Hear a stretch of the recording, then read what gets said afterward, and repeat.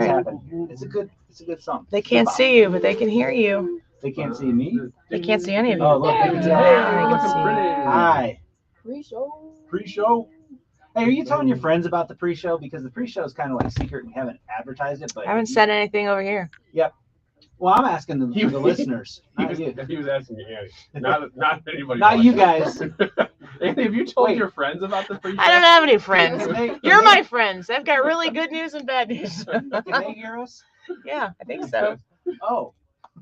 You know what? Hopefully our audio- If you are at a restaurant with your friends and you say, have you heard about the Annie Frey Show pre-show that they do on YouTube? Just drop it, and if they haven't, be like, I can't tell you about it. If you know, you know. Do you want to talk about our audio issues? I can talk a little bit about the audio issues. I'm not sure what is causing them, Nope.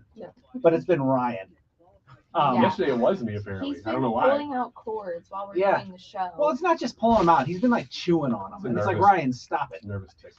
So anyway, we've been troubleshooting the audio, and what I want to do is I think we sorted it out. So I'd like for you guys to comment and let us know and keep us posted so that we can continue to work on it should we still be having issues. But I think I've identified the problem. Don't know that I have. All right, today's YouTube poll question: does COVID still have an altering effect on your life? Yes or no? I'm excited to hear what you guys have to say about this. 1225, one of my favorite guests of all time, is coming on, Joe Concha. He's great. What you know, Joe? And then Is he what they refer to as a funny man? I don't know what you mean by when you say Who's they, and how would you refer to They yourself? as in your friends. I don't know. Let's ask Yeah. them. I enjoy having Joe on the show because I think Joe's very entertaining, and he does make me laugh and chuckle. Does he do stand-up, though? I don't think so. I can't. I'm gonna ask him on the air. Yeah. Please. Ask him, do you consider yourself a funny man? So tune in for our last interview with Joe Yeah. Concha. No Joe. I saw Kevin Nealon show up on Live with Regis and Kelly or something at one point. Oh, great. I gotta talk about Jen Teskey. Hang on. It's a This great is story. really important. Ooh, what a tease.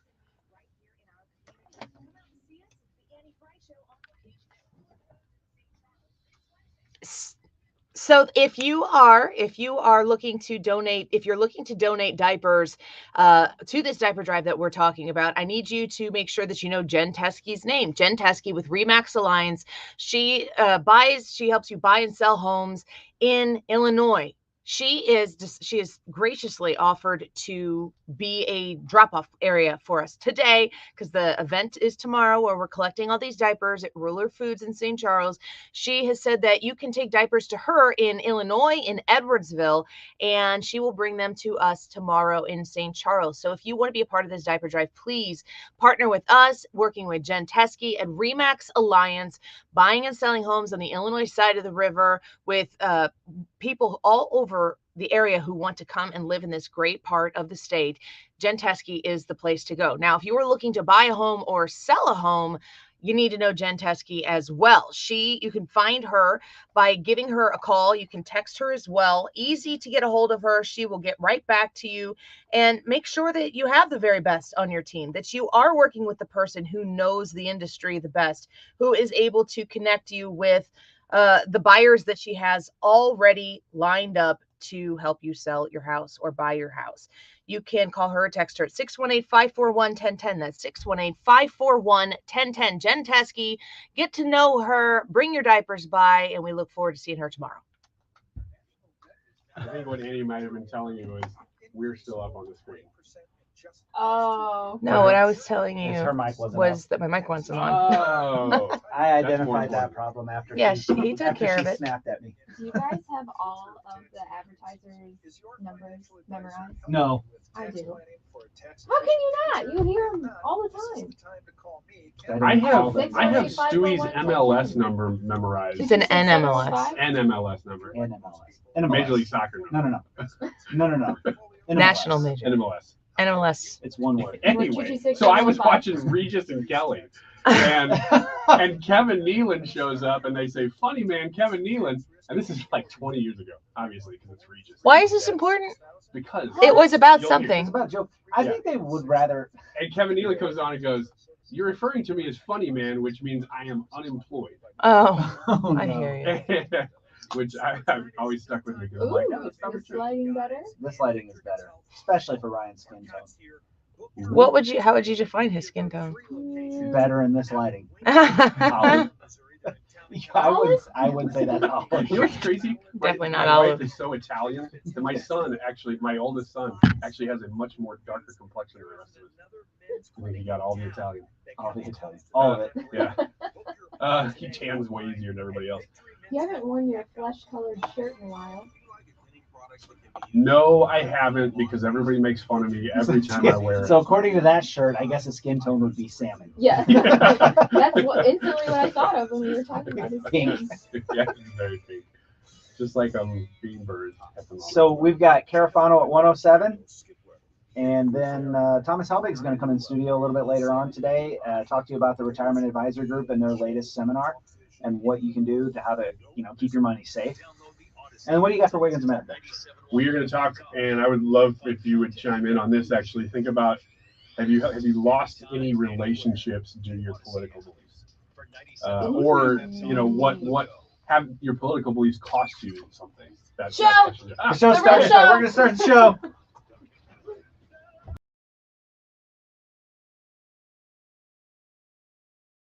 Need to take the time and get the full picture. Come on, turn the radio on. It's Saturday and I won't be long. Don't get me wrong, I love the ladies. I mean, they rev my engine, but they don't belong in the newsroom.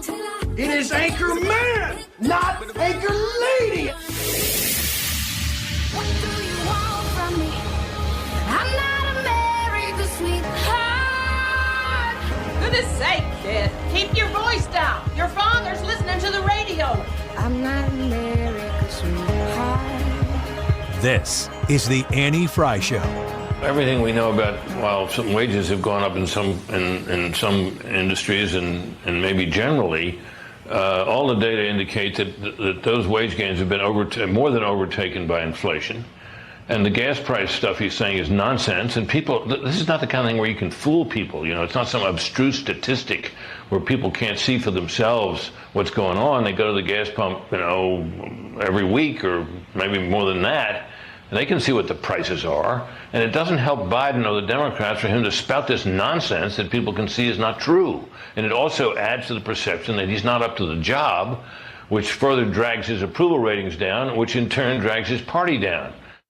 I have to give Brit Hume a lot of credit for what he's saying there. It's a very plain and simple opinion and perspective on where we are right now in this economy, in people's ability to feel safe and secure in their homes, where we have people crossing our southern border, not unfettered, but almost welcomed due to policies that have been put in place, all of it, by this administration. If you're paying attention and you're here, so you probably are paying a bit of attention from time to time when you can stomach it, you know that there are policies that are put in place right now that are directly related to the results that we have in this country in this moment. But what Brit Hume is talking about is really putting a spotlight on a culprit that gets us to where we are right now that doesn't actually get covered. Well, why is that? Because the culprit is the media. The people who are supposed to hold the feet to the fire of anybody who's in power, Republicans, Democrats alike.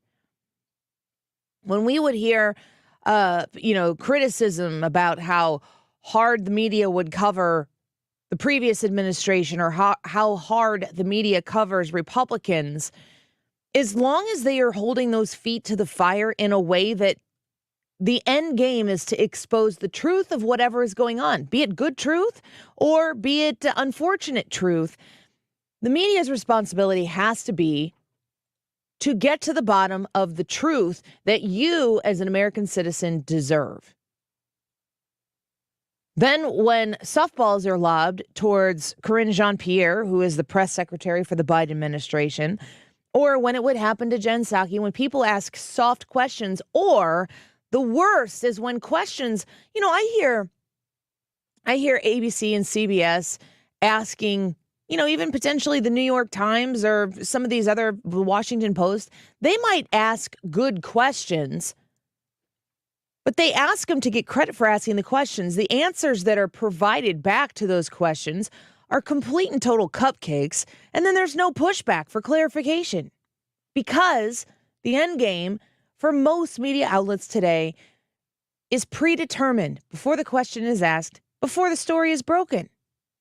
The idea that somehow or another the most important thing is to uphold a political party or squash a political party on both sides of the issue means that you are not at the center of that media coverage.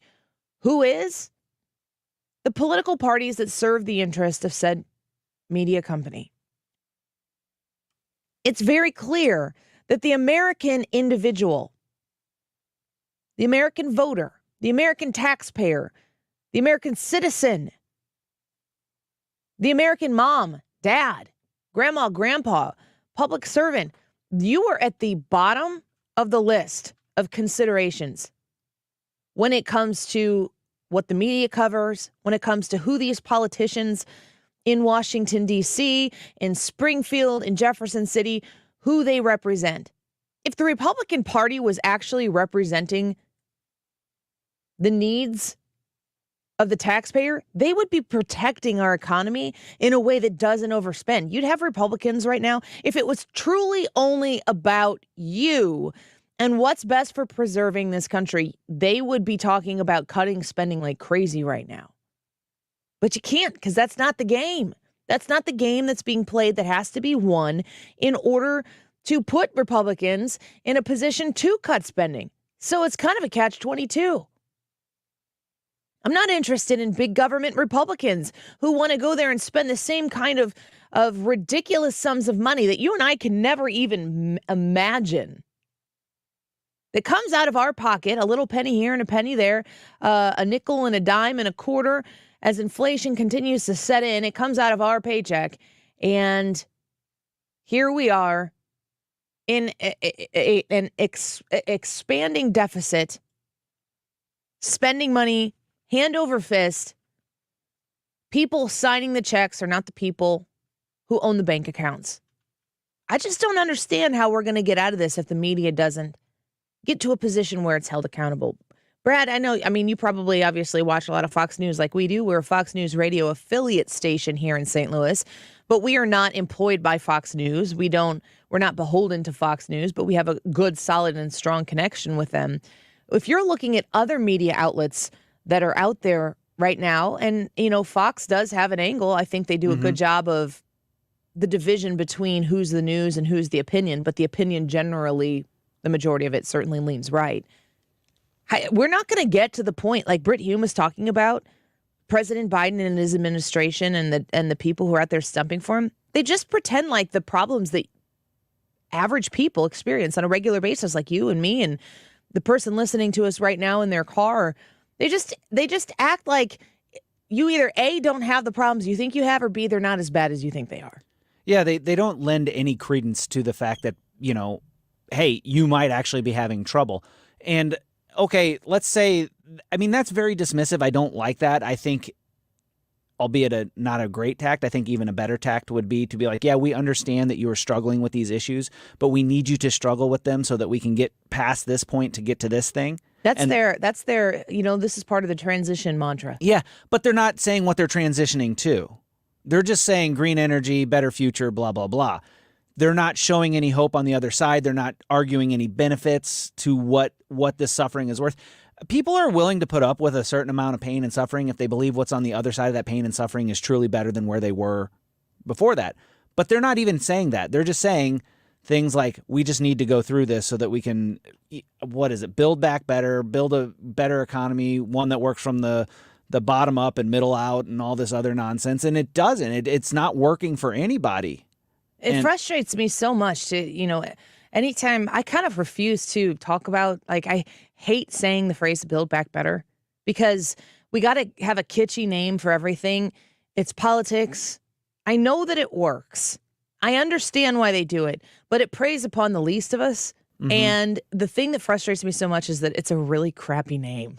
Build back better? Yeah. 3 Bs, let's go with that. Yeah. I don't understand that. I remember when they launched it, I'm like, I don't see how that's going to stick. No, and they didn't. They, in fact, didn't build back better. Things are incredibly worse in pretty much every facet compared to where they were when Biden took office. And things were not great when Biden took office because we were in a pandemic where everything had been shut down. And, if you think about January 21, that's not even a year out from where we shut down. I mean, there are folks, I read your comments and I get your messages. There are still people in the country who are wearing masks to school. Not my kid. And if my kid's school was saying you're wearing masks, I'd raise hell before I got out of there and took them somewhere else. It's unbelievable. That's part of the YouTube live chat poll today. Visit us on the Annie Frey YouTube channel. You can watch the show live and you can vote in the live chat section. There's a poll up. Does COVID still have an altering effect on your life? Yes or no? We'd love to hear your comments on why you vote the way you do. You can leave one of those comments there in the live chat. Suggesting the reason why I wanted this to be the poll question today, and the reason why I wanted to play Britt Hume's comments there, is because the only way that this administration is going to get away with continually doing things that don't really make sense is if they have an exceptional reason as to why they get to do that. That's been the pandemic. Mm-hmm. It's funny to me that when we hear people on the left talk about where certain numbers are, they'll remind you, pundits on the left, the administration itself will remind you, we're just coming out of a pandemic. But they also will simultaneously, in the same breath, say the previous administration, blah, blah, blah, blah, blah, talking about how bad things were under the previous administration. Well, let's talk about that pandemic that we're just getting out of. And let's talk about the fact that the majority of effort and willfulness to shut everything down in its tracks and keep people stuck in their homes and keep them from living their lives the longevity of that was certainly perpetuated by Democrats. It's certainly perpetuated in blue states. There's no better place to understand that than right here in St. Louis, Missouri, where you have a red state, a blue city, neighboring a very blue state, or at least a state in Illinois that's run by deep, deep blue Democrats. Then you look at the city of St. Louis and you see how the effect of the overreaching big government leaders that are here in the county, that are here in the city, how they push those same types of mentality. But you could leave Illinois, you could leave the city, you could leave the county, and you could go to places right here in driving distance for dinner and live your life. It's not because COVID was different in these places. It's because the people who are in charge of COVID handled it differently. Some of them assumed the risk for you and controlled how you lived. Others said, I think you can handle assuming the risk yourself and making decisions that are going to reflect upon your life for yourself. And it's not even a matter, I don't even want to say they trusted you to make those decisions because they don't even have that kind of power to begin with. They shouldn't. You're not granted these freedoms and powers by your local government, your state government, your federal government. They are yours. You can surrender them, but they're not provided to you because then those are just permission slips. That's not freedom.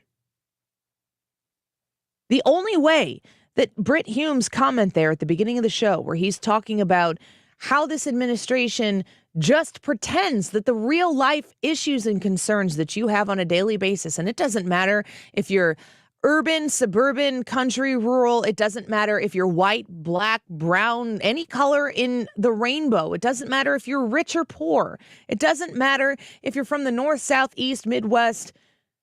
Everybody is experiencing the effects of an incredibly weakened economy right now. Everybody knows that this is not good.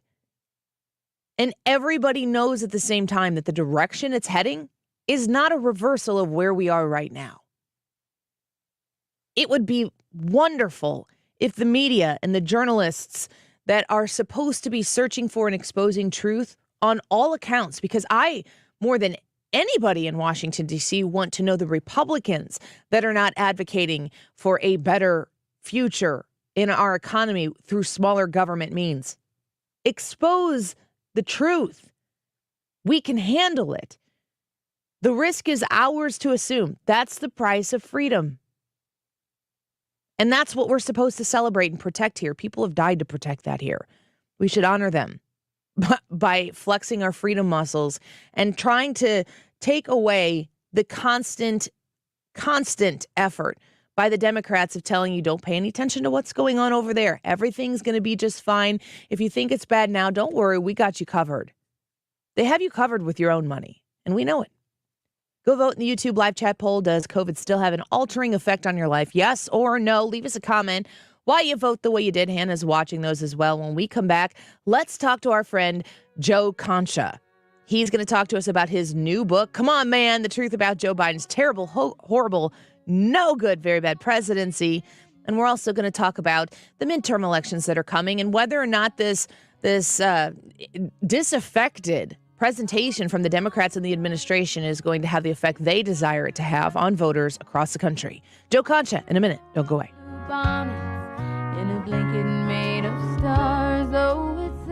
You're listening to The Annie Frey Show.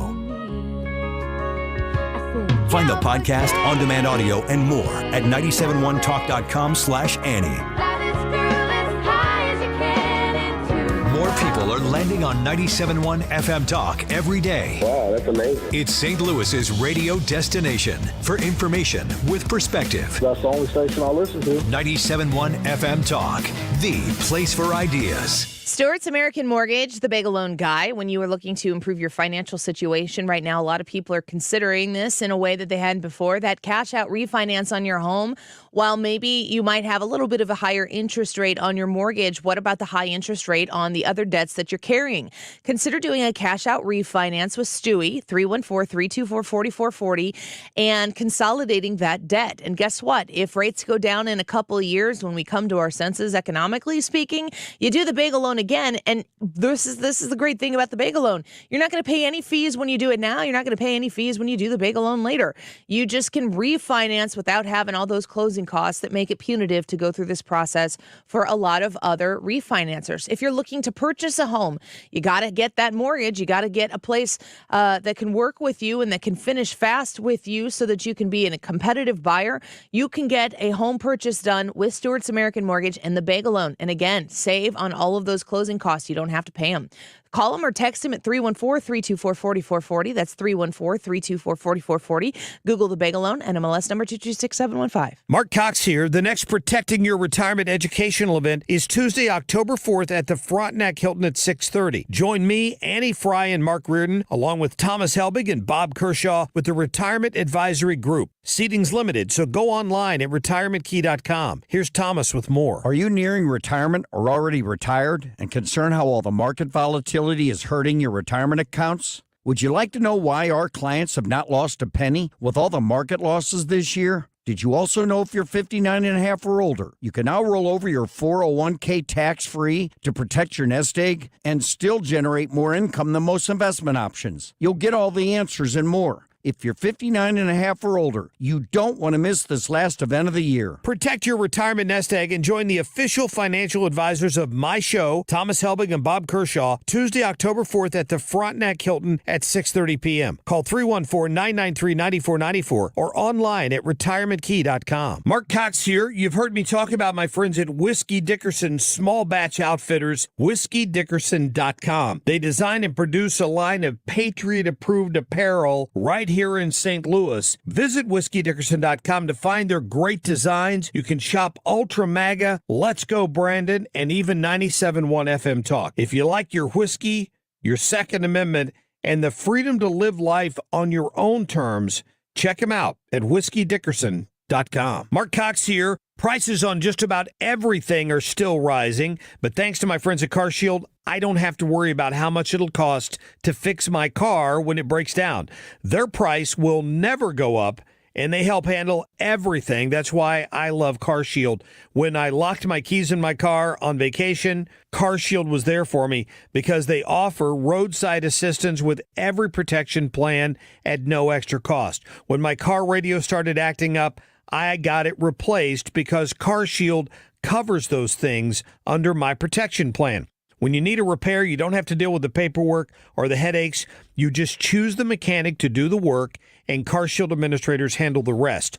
CarShield has my back when my car breaks down. They can have yours too. Get coverage like I did. Go to carshield.com/Cox or call 800-391-8888 to save 10% on your plan. That's carshield.com/Cox. Save on everything for your next project with 11% off power tools at Menards. Senco tools make work easier and faster, along with quality you can trust. The Duraspin Auto Feed Screw Gun features blazing fast speed in a compact design. It's perfect for fast drywall and subfloor installations. Get 11% off all Senco tools now at Menards. Good through October 2nd. Savings are mail-in rebate. Some exclusions apply. See store for details. Save big money at Menards.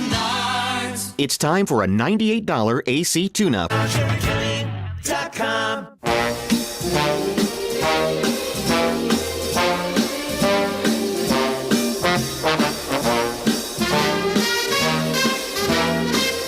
Annie Frey Show is streaming online. Watch us live on YouTube and subscribe. know nothing. What you know, Joe? Tell me something. What you know, Joe? Ain't conniving, just ain't jiving. Look, I mean, House Republicans are very confident that they will be able to take back the majority, and so that is why they wanted to kind of put this full-throated effort together to unveil this commitment to America and to really get on record and get on the board with what they want to do, whether that is trying to strengthen the economy, whether that is dealing with issues of public safety and the border, whether that is, protecting individual freedoms and dealing with the issue of education, health care, and also conducting more oversight and government accountability. Those are a couple of the pillars of their plan. So that is from CBS. She's CBS correspondent Nicole Killian. She kind of sounded sad about all those awesome things that I hope that we do here in the future. The midterms are upon us. 42 days from today, the votes will be cast, and we will find out how America feels. But until then, we pontificate and we wonder, and we talk to experts who have their finger on the pulse as to what voters are thinking and what people are actually talking about, not what those politicals are always telling us that we should be thinking about. That real deal is out there. You feel it, I feel it, and Joe Concha knows all about it as well. We welcome a political columnist at The Hill, Fox News contributor, and author of the book, Come On, Man, The Truth About Joe Biden's Terrible, Horrible, No Good, Very Bad Presidency. Joe Concha, welcome back to the show. Thank you for having me, Annie. On launch day, that's where you know it's special, when Annie Frey will have me on. That's fantastic. Wouldn't have it any other way. I mean, something about this this terrible presidency that Joe Biden has been taking the country through, I would assume has to have some sort of reflection on the midterms that are upon us. Oh, there's no question about that. I mean, but here's the thing, though. Is the president getting the scrutiny that he should be getting in terms of all of his policy decisions, everything that's going wrong, Annie, in terms of inflation, 40-year high, the economy going in a negative direction, the border being wide open, 4 million people coming into this country in this president's first 2 years alone, and obviously crime is now spiraling completely out of control. And you see these viral videos every day. I don't know if you saw the one that's been playing on Fox all morning, but this one guy just attacks this woman in a subway, and he's been arrested like 8 times, and he keeps being put back out in the street. And he just keeps beating her, and he starts to walk away, and she's just kind of crawling, doesn't know where she is, and he goes back and kicks her like a couple of dozen more times, and it's like, my goodness gracious. Right. I mean, this is a New York City subway. I won't go on it anymore, and I'm a grown man, but I'm not going to deal with something like that. So I think with all these things going in that direction and all these visuals people see, and they see their 401ks, I don't know if you've looked at yours lately, but mine's a disaster. I mean, I can't believe how much I'm down over the past 6 months. And then they see their wages not going up, and they go to the store, and food still costs a ton of money, and their rent is still high, and the electric bills are going to be horrible this winter. I don't see how the midterms could possibly go in any other direction based on history, which is people vote with their wallets and they like to feel safe. Then the Republicans taking back the House quite easily, by the way, and probably the Senate, but the House is really the important one because that's where you launch your investigations from for the most part. Yep. It was Joe Concha with us right now. I was talking a little bit about this. We played a clip from Britt Hume in the first segment here, and he was talking about how this administration and the people who speak for it and the people who stump for it, They just pretend like all of those things. You listed each and every one of them. I know all of those to be true right here in the Midwest. I live in Illinois, which is not easy to do, but I commute to St. Louis. And this is a red state, blue state dichotomy right here that shows exactly how different policies in each of these states can affect the daily life of individuals. But when you add in this administration and the policies and the spending and the abdication of any responsibility on our southern border, the media doesn't cover it. They don't hold them accountable. I feel like you, as somebody who writes and you're on television and you do radio interviews, and you've got to be looking at the media saying that they've got to be at the core of the responsibility of getting this on the right track. I have the greatest stat in the world to share with you, Annie. Okay, based on that premise, based on that setup that you just gave me there, as far as does the media cover Joe Biden and all the things that are going wrong here? No. What they cover is Donald Trump, which is interesting because he hasn't been in office for 21 months. But Democrats are trying to make this election a referendum on the former president, the guy not in power, instead of a referendum on the current guy in power and the current party in power. And now here's the great stat that I promised. So when I went to go write my book, Come On, Man, I'm thinking, well, it's my first book. I hope I didn't choose too much of a topic that everybody else is writing about, because it is a sitting president. When Trump was president, there were more than 100 books written about him in the span of 3 years. So I may be going into a place where, because there's a lot of material to work with Biden, that there's going to be all these other journalists and White House correspondents also writing about Biden, and I'm going to get lost in the shuffle. And then they have this preview of the fall books coming out. And I'm looking at it, I'm like, oh, my God, there are 15 books coming out about the president, except it's not the president currently in power. Oh, it's President Trump. It's unbelievable. And there's only one book coming out on Joe Biden, and you are literally talking to the author of it. So exclusive here on the Annie Frey Show, folks. The one book. That's unbelievable. And now I found my niche audience, half the country, because I'm not competing against anybody. Is there really that insatiable of an appetite for people who hate that man so much, who they beat? He's not the president. Joe Biden is in the Oval Office. You won this one. Is there that insatiable of an appetite that the guy who is in Mar-a-Lago in New York from time to time, they got to know more. They got to hear more. These books, or is it more therapy for the authors? I don't understand. It's some therapy for the authors, so they get a pat in the back from all their friends in so-called journalism, right? But it's a moneymaker. It's nothing more. I mean, Maggie Haberman, you're journalism royalty, right? She has all the inside sources, gets all the big scoops. Next week, she has a book coming out, and it's on Trump. And this is not her first book on Trump. It's her second book on Trump. And then Jonathan Karl, ABC News correspondent, takes himself far too seriously. He has book number 3 coming out on Trump in 2 weeks. And I could go down the list, but I wonder where my friend Jim Acosta is, right? I mean, this guy, he's in the White House briefing room every day during the Trump administration, making the story all about him. I mean, forget about the Me Too movement. With him, it was a look at Me Too movement.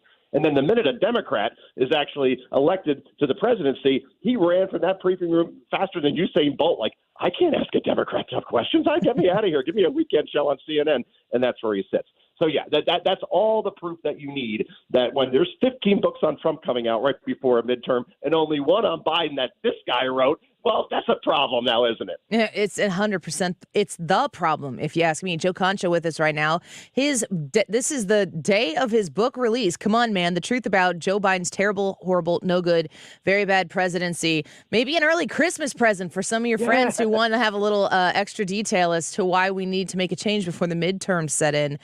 What does the media? Is there any hope for a new direction for the media? I feel like some of the people who are out there right now are hopeless. Maybe you look at a CNN and they're kind of purging people. Does that change? What happens next, regardless of what happens with Trump? See, here's how I think it's going to work. CNN may be trying to go back to the center. I don't know. I mean, Jeffrey Toobin getting fired, hands down the best legal analyst out there. That was probably a bad joke to make. I mean, he should have got the shaft a long time ago. Oh, that's not appropriate either. But that was belated. Like, all right, you can't keep the guy around who did what he did in front of female coworkers. Yeah. And then Brian Stelter was fired, and people say, oh, low ratings. Well, his ratings were just as low as everybody else's. They really didn't stand out one way or another. He was a cancer within that organization who was leaking to the press how horrible his new bosses were, and they knew it, so they got rid of him. So I wonder if those purges are really CNN going to the center, because I've yet to see that big hire from somebody who you can consider right of center, or maybe somebody who's a really articulate Trump supporter like a Kellyanne Conway, until I start seeing hirings like that balance out the other side. And then and when I continue to see like Anna Navarro on the air, and then Jake Tapper gets promoted to primetime, and Don Lemon gets another hour of television because he rated so high in primetime, I don't know. Are they really going to the center?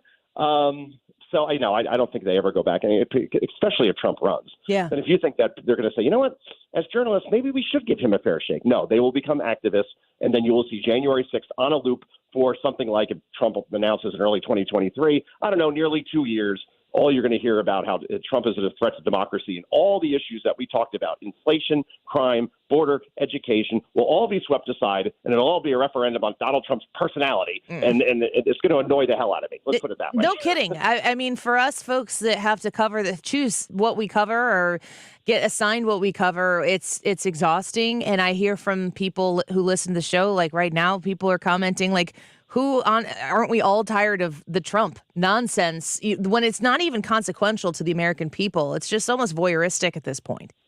Yeah, and I think that's why some people, it's fatigued to the point where they would embrace a Ron DeSantis run for the presidency over Trump. Not because they don't like Trump, and certainly not because they don't like his policies, but just because, we'll be coming into 2024 with Donald Trump on the political scene, either as president or whatever form he's in now doing rallies and so on, for 9 years. And any politician, even somebody as popular as like Reagan, like towards the end of his presidency, people were ready for a change. And I wonder how many people are like, you know what? I love Trump. I love what he did, but maybe DeSantis is the next chapter, the next wave, a younger thrust. And we love what he's doing in Florida, and we'd like him to do that for the country too, particularly if it's like a Gavin Newsom matchup. Boy, give me that. Give me comparing the way Florida is run over California. Policy. And that's Actual policy. Yes. That's policy. With yeah. receipts. And DeSantis, but his personality would still be bought into it. Like they'll still say he's worse than Trump and Hitler and so on, but it's not going to resonate. The crazies will say that, but I think overall people will say, all right, which state would I want to live in? And I think they'd choose Florida. Yeah, we can already see the U-Hauls heading in the state that people want to live in. Joe Concha, before we let you go, I want to remind people about your book. It's out today. Brad, my producer, showed me during the interview here that he just bought your book off of Amazon. So it's available for folks to get right now. It's called Come On, Man, The Truth About Joe Biden's Terrible, Horrible, No Good, Very Bad Presidency. I always criticize the media for being lapdogs. I criticize the Democrats for not talking issues. And I criticize the Republicans for not having and providing actual solutions and answers and just trying to lose at the game that the Democrats are always setting the table to play. But they came out with the commitment to America last week. I thought it was well-rounded. I thought it was a solid answer to here's what we would do. Joe, I'd like to know what your thoughts are on what the Republicans put together and how they presented it. It seems pretty straightforward. I didn't see it presented outside of too many of the usual places you would see like a Kevin McCarthy. I think you got to go far and wide and just make it about take out ideology and take out personalities and just say, do you agree with common sense? Do you agree we should not spend what we don't have? Sure. Do you agree we need more police officers on the beat? Yes. Do you agree that DAs should enforce the laws in the books and eliminate cashless bail and put criminals away when they commit, crimes? Yes. Do you believe that the U.S. southern border should be secure? Yes. Do you want to stop the flow of fentanyl into the country that's killing 300 Americans a day on average? Yes. Do you believe that parents have greater rights than teachers' unions when it comes to their kids' education? Yes. You break it down into that little one sheet, and you say that in every interview, and I don't see how Democrats have any response outside of, but Trump and Mar-a-Lago. Yeah. So that's how you win, I think. Yeah, you really do only have one choice if those are the issues and the policies that you support. Joe, thank you for giving us your time today. We are always grateful for it, and I'm going to encourage everyone to go out and get your new book. Come on, man, because people need to know about this terrible, no good, horrible, very bad presidency, and you wrote the book on it, so people should buy it. Thanks for being with us today, Joe. And I'm proud to announce my next book coming out in 1 year. Come on, Anne. As an Annie Fry. Let's do it. Come on out to Jersey. It's all about you coming to Jersey in the road trip. I would love to do that. That would be fantastic. Joe, All thank right, you come so on, much. Ann. All right, let's See do ya. it. Bye-bye. Political columnist at The Hill, Fox News contributor and author. If you enjoyed that, some people commenting here in the live chat that they enjoyed his candor. Please tell him hi and thanks for coming on the Annie Fry at Joe Concha TV on Twitter.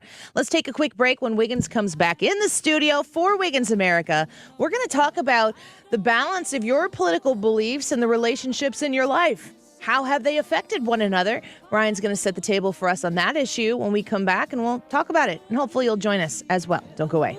So what you know, Joe? I just can't figure what you know, Joe. This is the Annie Frey Show. What you know, Joe. Follow Annie on Twitter at Annie Frey Show. Just ain't talking 'cause I don't know.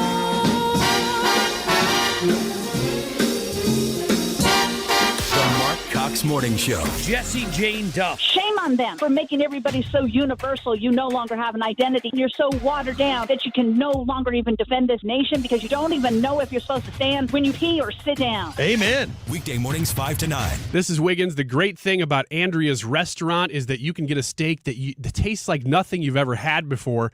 And not only can you get it at Andrea's restaurant, but they have made that taste take-homeable for you, portable. You can get it right here in St. Louis, but you can really get it all over the country and world, and people do. It is internationally renowned, the sauce that you can get is made right here in St. Louis. It is Andrea's brush-on steak sauce. So while you're grilling or while you're even baking, you can put Andrea's sauce on it. And I mean any protein here. We're talking steak, we're talking chicken wings, very, very unique taste for chicken wings, or my favorite, pork tenderloin, because it's so underpriced. You can get a fantastic meal out of a bottle of Andrea's steak sauce and a pork tenderloin. So do that tonight. But first, you have to pick up a bottle of Andrea's steak sauce. You do that at Andreas.com, but you can also do it at Schnucks and Straub's and Dierberg's and other smaller grocery stores. Boutique stores love to carry this stuff. Andreas.com. Hey guys, Glover here with my very, very good friend, Dr. Kathy Maupin at BioBalanceHealth.com.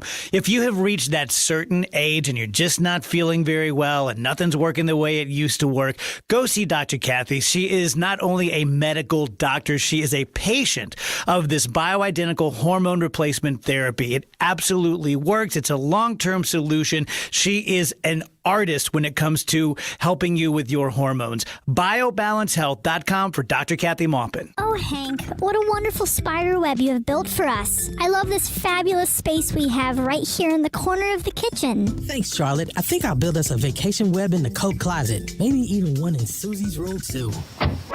Oh no, it's the pest control company again with those green wheels. They always kill the mood. This is Derek, the owner of All Solutions Pest Control. Give us a call today at 636-486-7888. If a pest-free home is your goal, call All Solutions Pest Control. Finding great candidates to hire can be like, well, trying to find a needle in a haystack. Sure, you can post your job to some job board, but then all you can do is hope the right person comes along, which is why you should try ZipRecruiter for free at ZipRecruiter.com/radio. ZipRecruiter doesn't depend on candidates finding you. It finds them for you. Its powerful technology identifies people with the right experience and actively invites them to apply to your job. You get qualified candidates fast. So while other companies might deliver a lot of hay, ZipRecruiter finds you what you're looking for. The needle in the haystack. See why 4 out of 5 employers who post a job on ZipRecruiter get a quality candidate within the first day. ZipRecruiter, the smartest way to hire. And right now, you can try ZipRecruiter for free. That's right, free at ZipRecruiter.com/radio. That's ZipRecruiter.com/radio. ZipRecruiter.com/radio. Odyssey celebrates Hispanic Heritage Month and the trailblazers who made their mark worldwide. Mexican-born actress and producer Salma Hayek is best known for her role in the movie Frida Kahlo, as well as Quentin Tarantino's From Dusk Until Dawn. Salma is a spokesperson for both Revlon and Avon Cosmetics, and she works with P&G and UNICEF to raise funds for vaccines against maternal and neonatal tetanus. Odyssey salutes Salma Hayek on National Hispanic Heritage Month. More on the Odyssey app, and celebrate the sounds and stories of Hispanic heritage at odyssey.com/HHM. We're all on this planet together, so join Odyssey and find your one thing. Fruits and vegetables are very environmentally friendly foods. Make them even more friendly by eating them in season. Join Odyssey, and together each of us doing one thing makes a greener tomorrow. What's your one thing? You're listening to the Annie Frey Show live from the Air Comfort Service Heating and Cooling Studio. Time to get ready for fall. Make sure your furnace is ready to safely heat your home when the first cold snap hits. For heating service, repairs, or a new HVAC system, visit aircomfortservice.com. Up-to-the-minute traffic reports, so you don't have to keep looking at your phone. Dependable traffic on 97.1 FM Talk. Driven by Ambassador Midwest Floor Company, the best way to deal with in-home traffic. Experience more at Ambassador Midwest Floor.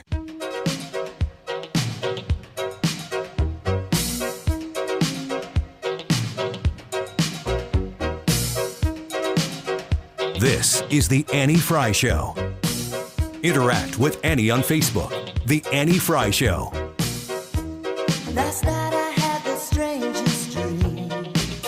I sailed away to China in a little rowboat to find you, and you said you had to get your laundry clean. Didn't want no one to hold you. What does that mean? And you said, ain't nothing gonna break my stride. Nobody gonna slow me down. Oh no. They called Bush Hitler a lot. Yeah. And now we have Trump, and he's Hitler. And you're already seeing the think pieces and the social media posts about how DeSantis, maybe the next guy, is also Hitler and maybe worse than the last Hitler. And I just feel like even though it's deeply offensive historically on every level, it is so boring and insipid. It has lost all meaning. And that's their own fault because they've been using it for decades, and it's ridiculous. The name calling in the political sphere right now is pretty ridiculous. I don't like it when anybody on any side of the aisle starts throwing around the names Hitler and the words Nazi as some sort of insult. There was one Hitler. There better never, ever be another. It seems as though that's pretty basic, but the way that we talk to each other anymore about political issues, it supersedes everything else. Wiggins! Oh! Wiggins! Ryan Wiggins in studio now, along with Hannah, back in here with us. Hi, Ryan. Hi. That quote is amazing. That the next Hitler is going to be even worse than the last Hitler. It really is losing its Maybe we steam. should talk about the original Hitler and what he did. Exactly. But they do compare the littlest details to Hitler and say, well, this is why he's Hitler. You could do that for basically anybody across the aisle. I'm actually talking about that here. I pulled this story, a guy named Denver Riggleman. Now, there's some details about this guy that are going to put you in one camp or another, but I'll give them to you. He's a former GOP lawmaker, so I don't think he's a Republican anymore. He's from Virginia. He's now part of the January 6th committee as an aide, and he's writing a book. So he's trying to get attention. But the quote that I was like, wow, really, that is extreme. He says that after he criticized Trump, his mom texted him and said, quote, "I'm sorry you were ever elected." And it got me thinking, Ooh. For both sides of the aisle, now this guy is obviously a Republican or former Republican whose mom is saying, things that would hurt their relationship. Have you, and I'm talking to anybody listening, but also us in the room, have you guys had any damaged relationships because of your politics? We talked a little bit about this, but I don't really have any damaged relationships, but it feels like whenever I have friends or acquaintances or people in my lives that are left-leaning or whatever, they tend to keep me at an arm's length. Not so much me keeping them at an arm's length, but they keep me at an arm's length. But I also notice, too, that I would rather just be a friend and not bring anything up and not talk about that with them, and they want to bring it up. So it's like they only talk to me when they want to fight. And so that's unfortunate, but I don't know that I ever had really close relationships that I've lost because of my politics. Hannah? Are you asking me because you know the answer to this? No. I have had one close relationship that has been ruined because of politics, and it became ruined when I started working for 97.1, and it's really upsetting to me, and I've tried to have a civil conversation with this person about it, and it's really, really upsetting to me that a former relationship that used to be really close is now ruined because of my beliefs and my values and my outlook on politics. But that's just the way it is. And I tried using logic and facts and evidence in our conversations, and it just wasn't working. So that's all. I think it's So, there. yes. I mean, I have the only relationships that I feel like I could lose. Well, I don't know, because I have to think. I've been doing this for a while publicly, so I don't really have the ability. My public presentation of what I think, I've always tried to be respectful with it. I know that I've likely failed many times trying to, but that's always my goal. I have friends who have probably disassociated themselves with me. I haven't disassociated myself with them. But I definitely have family members. I mean, people who are blood related to me, people who have married into the family, who have been incredibly publicly hateful to me. But if they see me in person, hey, Annie. Yep. And I'm like, I think you hate me. I actually don't think that what we're doing right now is real. And if you got something to say to me, just bring it to my face once. We can have that conversation, because it's clear to me that the relationship here is not healthy or good for you to be associated with me. It's not healthy for me to have to feign interest in knowing that you would be willfully, publicly shaming me, calling me out, mocking me, be it like in such an incredibly petty way, like publicly on social media, but never actually saying anything to my face. It's like, I know that these things are real because they've made them that way. It's not, there is nobody who I have in my family or in my life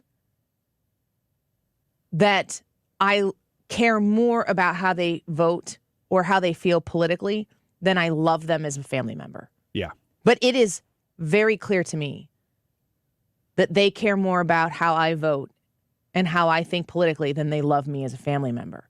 And they've made it clear. And Hannah, I'm almost twice your age. I've been doing this for a long time. You are just now in it. And I will tell you that it gets a little bit easier with age, as does everything like this, when it comes to proximity of people in your life and how you relate to them. It never doesn't hurt. You're never going to not take it personally, but you just get to the point in life where you have to make choices. Sometimes the choices are kind of made for you, but you still have a choice in how you react to it, and it takes time and effort to not feel like you got to pop off or fly off the handle and win an argument that you don't even actually want to win. Because if you felt like you were going to go win a political argument, you're still going to lose that relationship. And if they choose to walk away from it, this is may sound trite, but it is truly their loss, because they're going to walk away still angry at you. Right. So they're angry. You get to choose if you're going to be angry or not. I just choose not to be angry at those people when I see them at family gatherings, or if I see them in places where we're at the same place at the same time. I don't have anger towards them. I kind of feel sad for them that politics, because they have anger. Yes. Politics drive their life so much that they carry that around with them. They can't, so much so that they can't contain it on social media. I always question, though, why won't you just say it to my face? Yeah, I question that as well. I'm very happy to say that I don't think I've had any family, and I know there's some family who definitely disagree with me politically, but there is no love loss, which is a fantastic thing, and I think probably pretty rare. I have, however, lost friends that I've worked with, and these are people in the TV film industry. You're smiling like I'm trying to name drop. I worked in film and TV, so this was a roundabout way of me. You could have just kept talking. Nobody would have heard my smile. I could hear it. Yeah, I can hear it through the TV screen here. But I've had friends, and one of them, a very, very close friend of mine, who doesn't disagree with me politically, that I was asking him, I can't remember, it was something involving, hey, I need to talk to so-and-so about this project that we're working on. And he said, look, I don't know if that person will talk to you because you've worked in both Christian and conservative media. And I don't know that he was wrong, but the part that bothered me is that he wasn't even willing to make the request. Yeah. And he doesn't even disagree with me politically. He just was reading the room and going, yeah, they probably won't talk to you, so I don't think I should Did you ever have a do anything. conversation with them about I did. politics? I said, with my friend? The person who wouldn't No. talk to you. No, I've never had a conversation with that person. It's only what they heard publicly? It's perceived. It's perceived that they would not talk to me because of that. So I don't even know if they really would have or not, but that's what I don't like, is that nobody's willing to sort of challenge the perception, because Right. a lot of times they're right, but you don't know until you ask. And you don't know if somebody really does hate you until you say, hey, are you willing to talk? And if they say, no, I want to distance myself from you, well, then that's one thing. But a lot of times that doesn't happen. And so it's unfortunate because it is real, but I think that we should continue to challenge it at every turn and have those conversations, like you were saying, in person.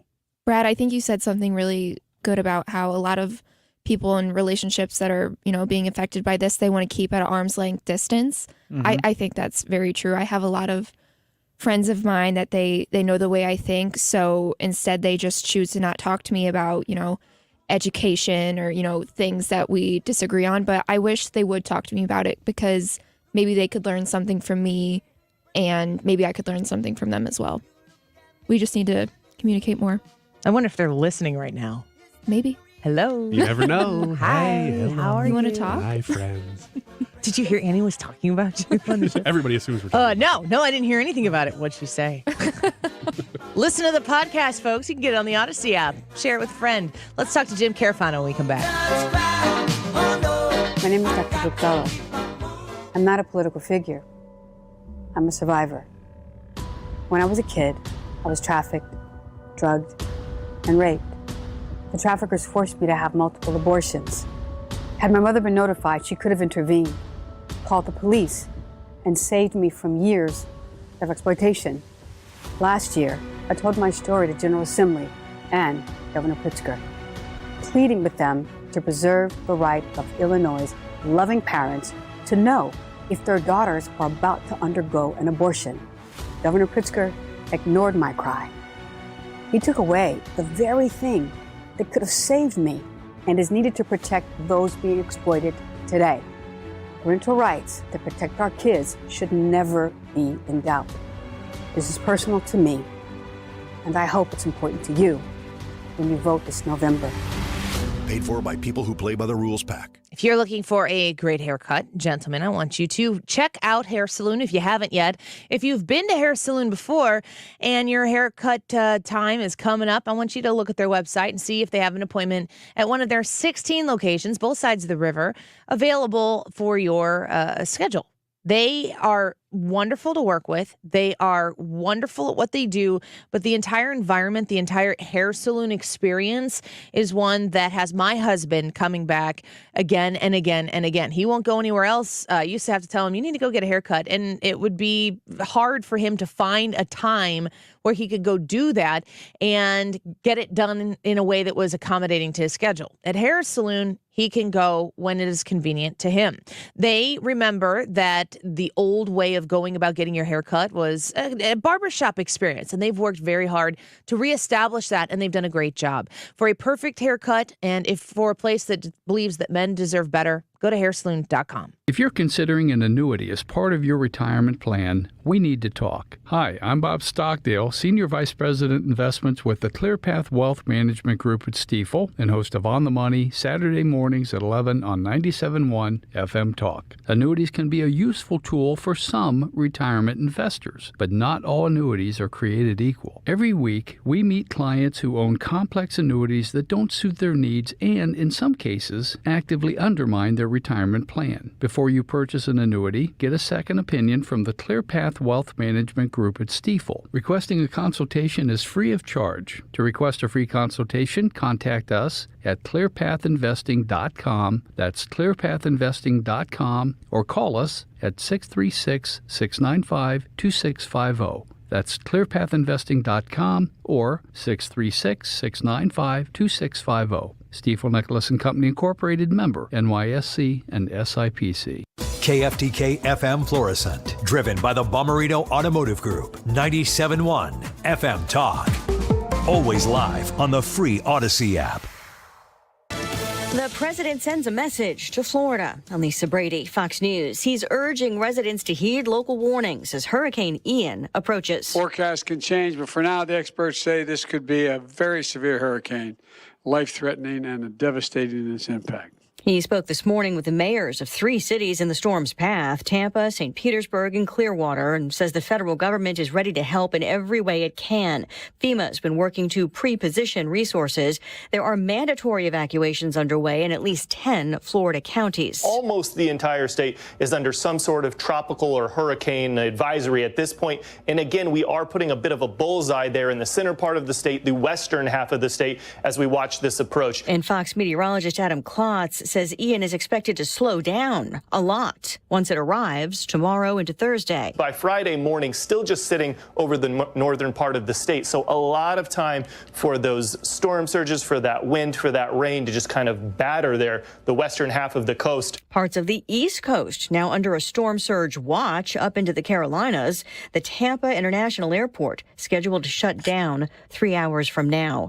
President Biden's remarks coming at the start of an event to highlight part of his agenda, efforts to lower health care costs, including the premium for Medicare Part B. For years, that fee's gone up. Now, for the first time in more than a decade, it's going to go down. And millions of seniors and people with disabilities on Medicare, that means more money in their pockets while still getting the care they need. He's reiterating a warning that Republicans could put Medicare and Social Security on the chopping block based on a proposal from Florida Senator Rick Scott, who has said his goal is to encourage conversation. Senate Republican leader Mitch McConnell has said Scott's plan is not the party's agenda. America is listening to Fox News.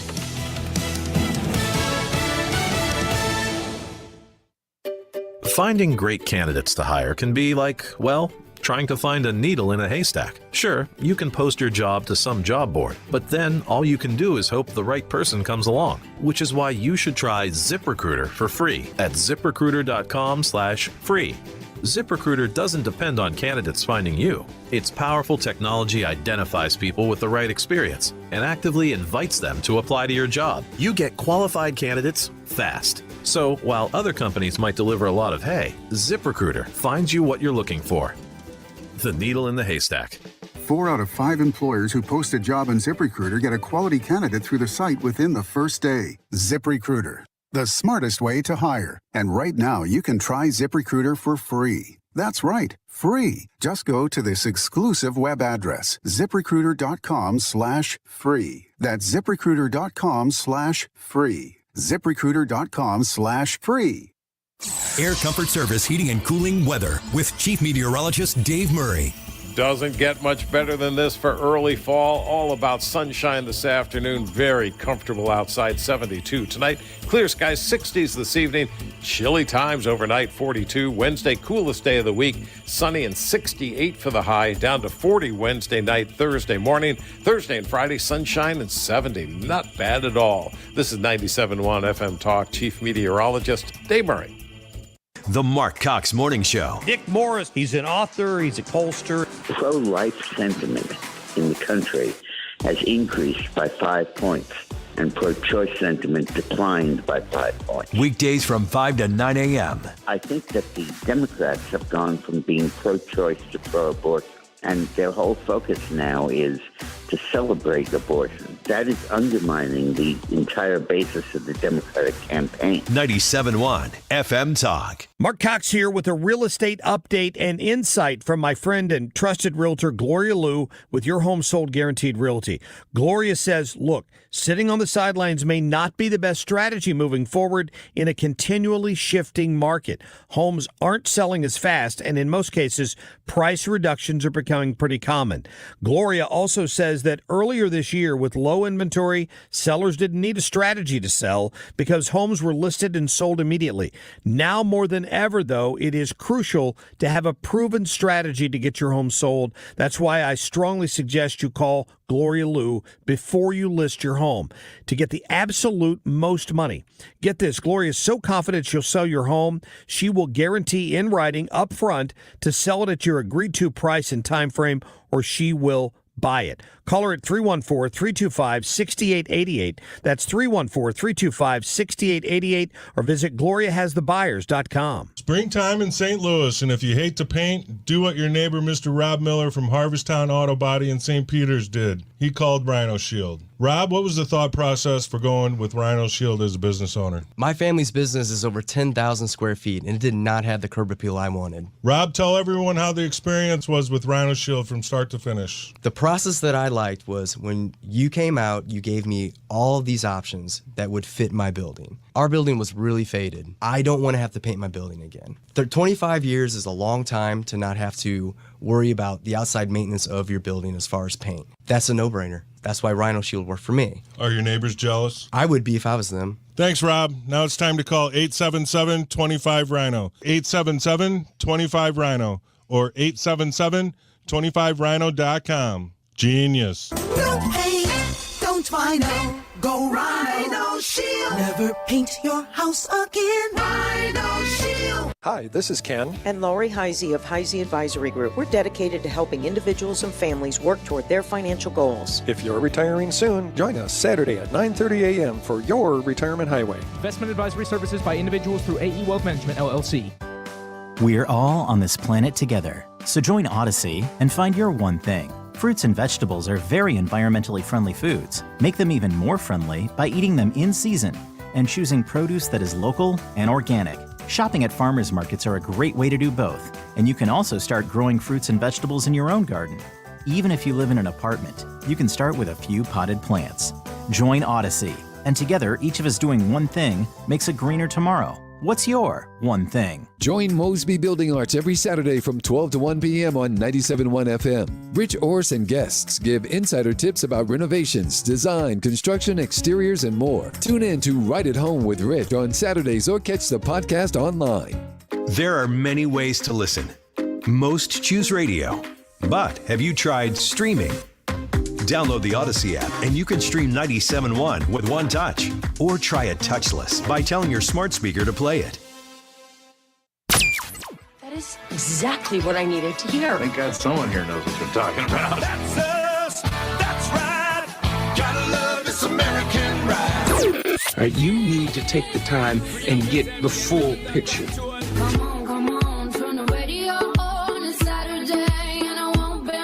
Don't get me wrong, I love the ladies. I mean, they rev my engine, but they don't belong in the newsroom. It is Anchor Man, not Anchor Lady.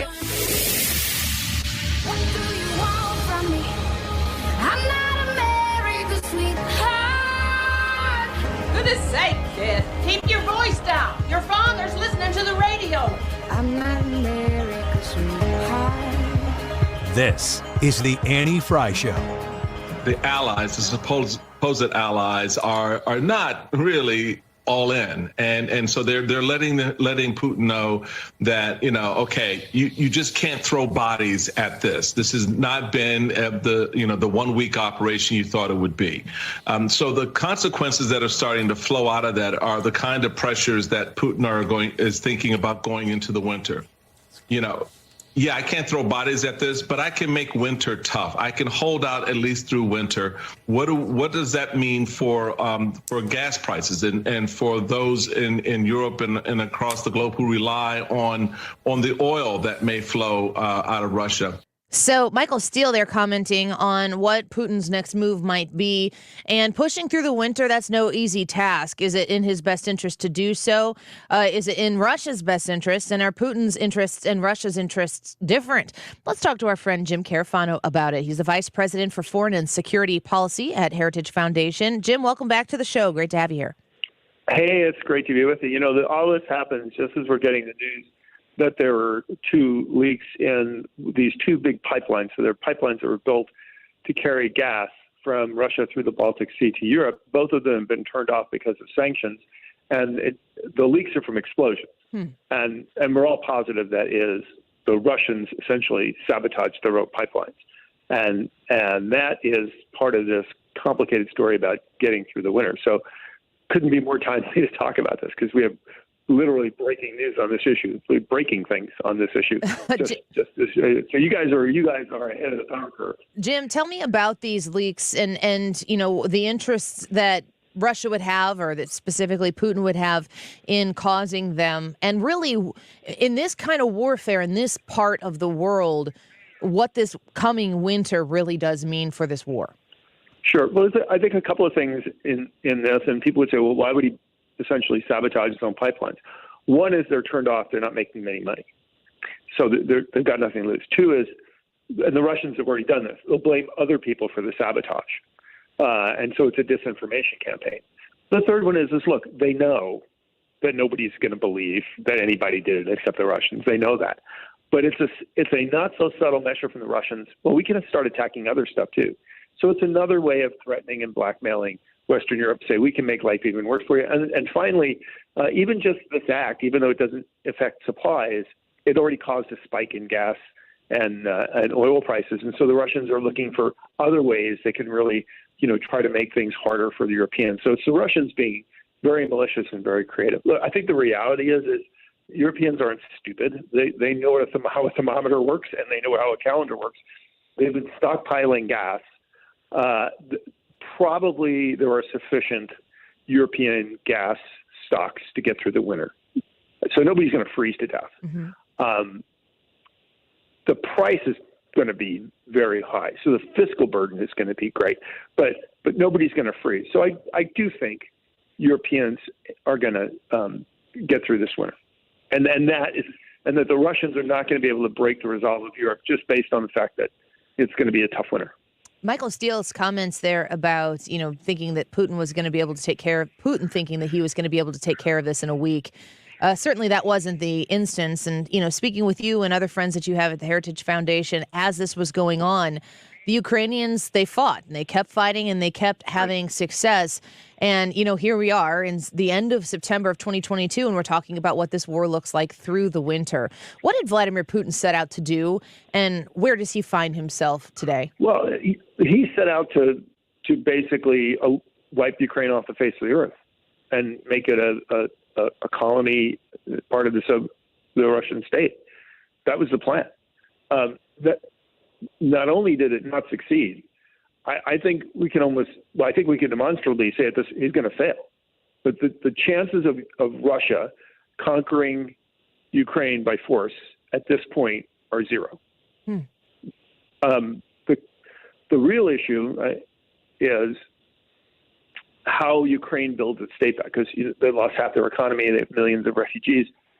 If they don't build back a state that is built on a more Western model, economic freedom, security, good governance, democracy, then it'll just become a weak, a basket case on foreign aid, and the Russians will just come in and undermine it and take over. So this is getting the reconstruction part right is really, really important. And I worry about that part. So it seems to me, we're speaking with Jim Carafano. It seems to me, Jim, what you're saying is the pending failure of Vladimir Putin in Russia. I assume he wouldn't have engaged in this if he knew that this was going to be the outcome. Maybe he would. I don't know. He's crazy, it seems.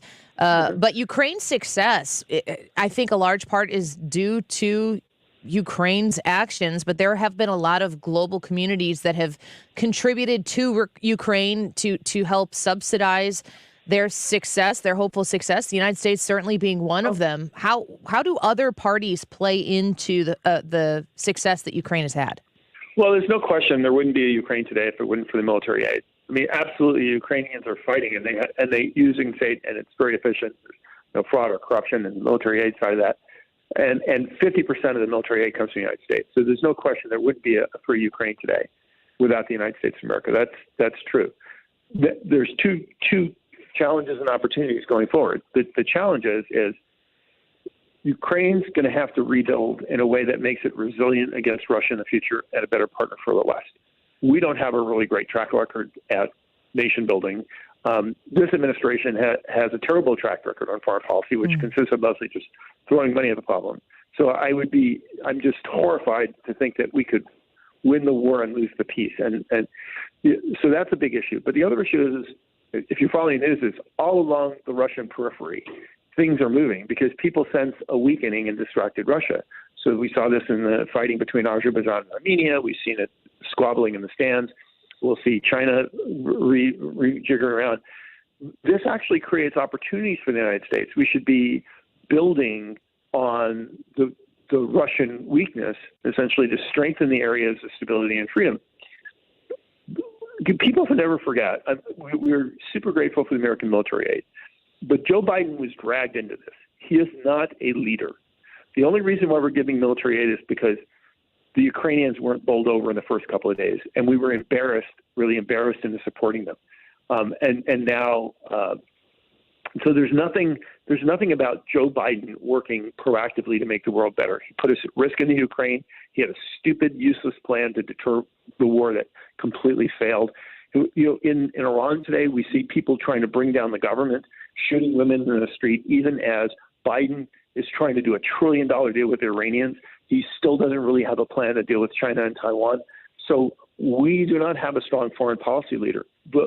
So America is a force for good, and we've seen that in Ukraine. But we don't have a leader for good. And so this, I think, is what we have to deal with the next 2 years. And to me, the biggest message here that people always remember, every election you go to voters and you say, what are you doing? And they say, well, we're not voting on commander-in-chief. We're voting on, tax policy or whatever. But the reality is every election where you pick a president, you are voting on the commander-in-chief. Vice President for Foreign and Security Policy at Heritage Foundation, Jim Carafano, with us right now.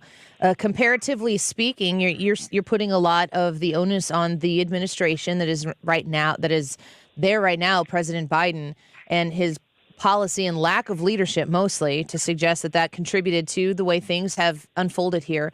I'm curious, comparing the previous administration's policy on anything foreign affairs and security and specific the United States relationship with that area of the world, and another nameless future administration that could come in of potentially a different party, but definitely a different direction and a different level of leadership. Does that American presence in the world that you're saying we don't have from a leadership perspective right now, is that a drastic difference on day one of a different administration? I mean, absolutely, it could be. And leaders make all the difference in the world. Look, the reality is we wouldn't be talking about how to deal with the Ukrainian invasion of Ukraine under the previous administrations because the Russians would have never tried that, period. End of story, end of statement. Leaders do make a difference. And if you look around, if President Biden wants a message, if you look around the world today, what do we see happening? Japan picked a leader who believes in peace through strength. South Korea picked a leader that believes in peace through strength and not kowtowing to the North Koreans. Estonia got a stronger leader. Sweden got a stronger leader. UK has a stronger leader, looks a lot more like the Iron Lady than any British leader we've had. Italy just elected a stronger leader. So around the world, when countries get a vote, they are turning to leaders who are strong and push forward and are focused on the national interest, not on politics, not on a climate change agenda, not on what your gender is, not on all this woke stuff, but leaders who are looking out for the interests of their people and the welfare of and of their everyday citizens. Every country in every democracy in the world is turning that way. And I think that's a message. And do we really think that Americans are going to say, oh no, we don't want that. We don't. We've seen what's going on in the world. We don't really want a strong leader. No, I don't think that's going to happen.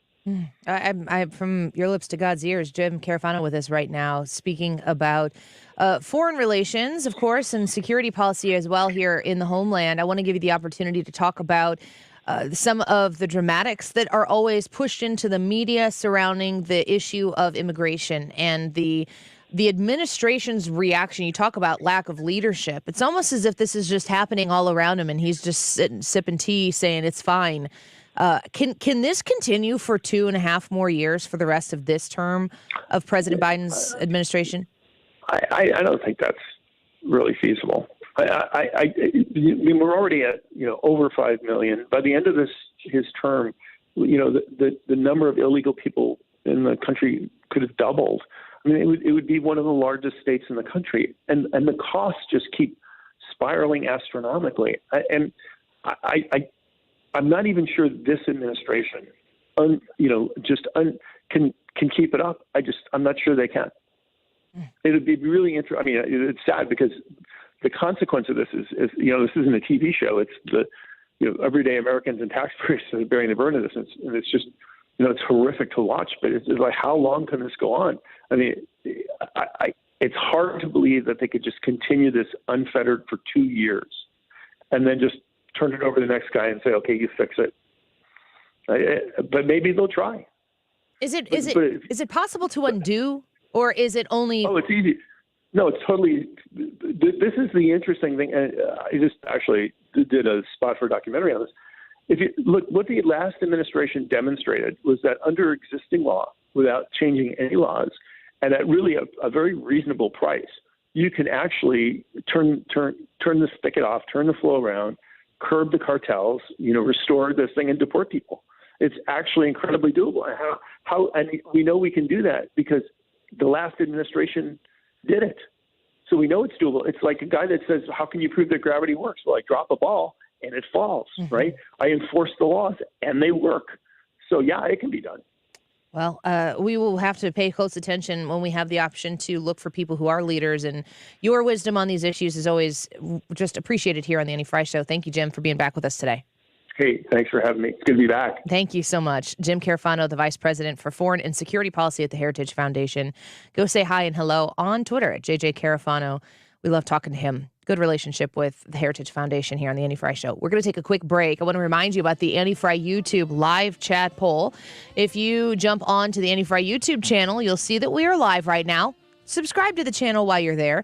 And when you go to that live video in the chat section, you'll see the poll question. You can say yes or no question. Does COVID still have an altering effect on your life? Give us a yes or a no vote and a comment if you don't mind, and tell us why you voted the way you did. You can also stream us live on the Odyssey app. Take us with you anywhere you go. Download the Odyssey app, AUDACY, and find 97.1 FM Talk. Follow us there, and you'll see us noon to 3 right there on the app. Back with more Annie Frey Show in a minute. I'm never gonna dance again. Guilty feet have got no rhythm. You're listening to The Annie Frey Show. Find the podcast, on-demand audio, and more at 971talk.com/Annie. Wasted chance that I'd been given. So I'm never gonna dance again the way I danced with you. 97.1 FM Talk. St. Louis is home for conservative talk. Jen Teskey of RE/MAX Alliance. I want you to check out Jen Teskey and quickly understand why she is a destination for people looking to buy their homes and to sell their homes. One thing that I love about Jen Teskey, and I've talked to her at length about this, is how she and her team, her staff, which is top-notch, they partner with you to help get your house ready to sell. So if it's in your mind, you know what, we're going to have to sell in the next year. You don't know what the market's going to do. I don't know that anyone knows what the market is going to do, but they've got their finger on the pulse of it at Jen Teskey with RE/MAX Alliance on the Illinois side of the river. You talk to Jen, she's going to be able to take her team and her expertise and prepare your home to sell for top dollar and to time it right with the market, especially when she's got tens of buyers right now. I think she told me she's got like 30 or 40 buyers right now just on her board waiting to buy your home. Reach out to Jen Teskey and ask her about your home, how she can help you sell it, what you might be able to get for it. Just start the conversation. Give her a call. You can text her as well and mention you heard about her on the Annie Frey Show, 618-541-1010. That's 618-541-1010. Transform your home into the most beautiful home in the neighborhood with Banner Construction, St. Louis's preferred James Hardy and Pella expert. Right now, the safest place to invest is in your home. Add curb appeal and value with a fresh new look you'll be proud to own. Check Banner out on the website, bannerconstruction.com, or call 314-569-1050 for a free in-home design consultation. And have a banner day. Again, the website, bannerconstruction.com, or just call 569-1050. What's your favorite four-letter word? Chances are you've said it more than a few times dealing with this crazy world we live in. But at Compass Retirement Solutions, our four-letter word of choice is hope. Hope for a better tomorrow. And hope that your retirement plans don't take a back seat.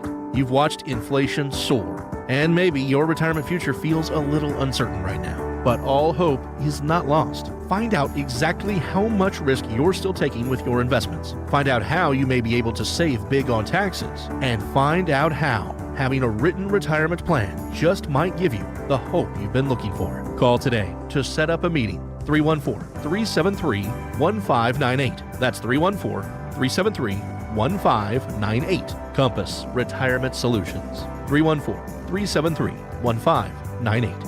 Firm offers insurance services but does not provide tax advice. Investments and services offered through Compass Retirement Group, a registered investment advisory firm in Missouri and Illinois. Investing involves risk, including the potential loss of principal. Mark Cox here. Prices on just about everything are still rising, but thanks to my friends at CarShield, I don't have to worry about how much it'll cost to fix my car when it breaks down. Their price will never go up, and they help handle everything. That's why I love CarShield. When I locked my keys in my car on vacation, CarShield was there for me because they offer roadside assistance with every protection plan at no extra cost. When my car radio started acting up, I got it replaced because CarShield covers those things under my protection plan. When you need a repair, you don't have to deal with the paperwork or the headaches. You just choose the mechanic to do the work, and CarShield administrators handle the rest. CarShield has my back when my car breaks down. They can have yours too. Get coverage like I did. Go to carshield.com/Cox or call 800-391-8888 to save 10% on your plan. That's carshield.com/Cox. The Med Spa at the Institute of Natural Health understands how difficult it is to maintain healthy skin and how much this can affect someone's life. With the right combination of treatments and products, they can help you keep your skin looking healthy and more youthful, while also reducing and preventing damage. Take your first step towards healthy skin at the Med Spa at the Institute of Natural Health. Visit them at inhstl.com or call to schedule at 314-293-8123. That's 314-293-8123. It's time for a $98 AC tune-up.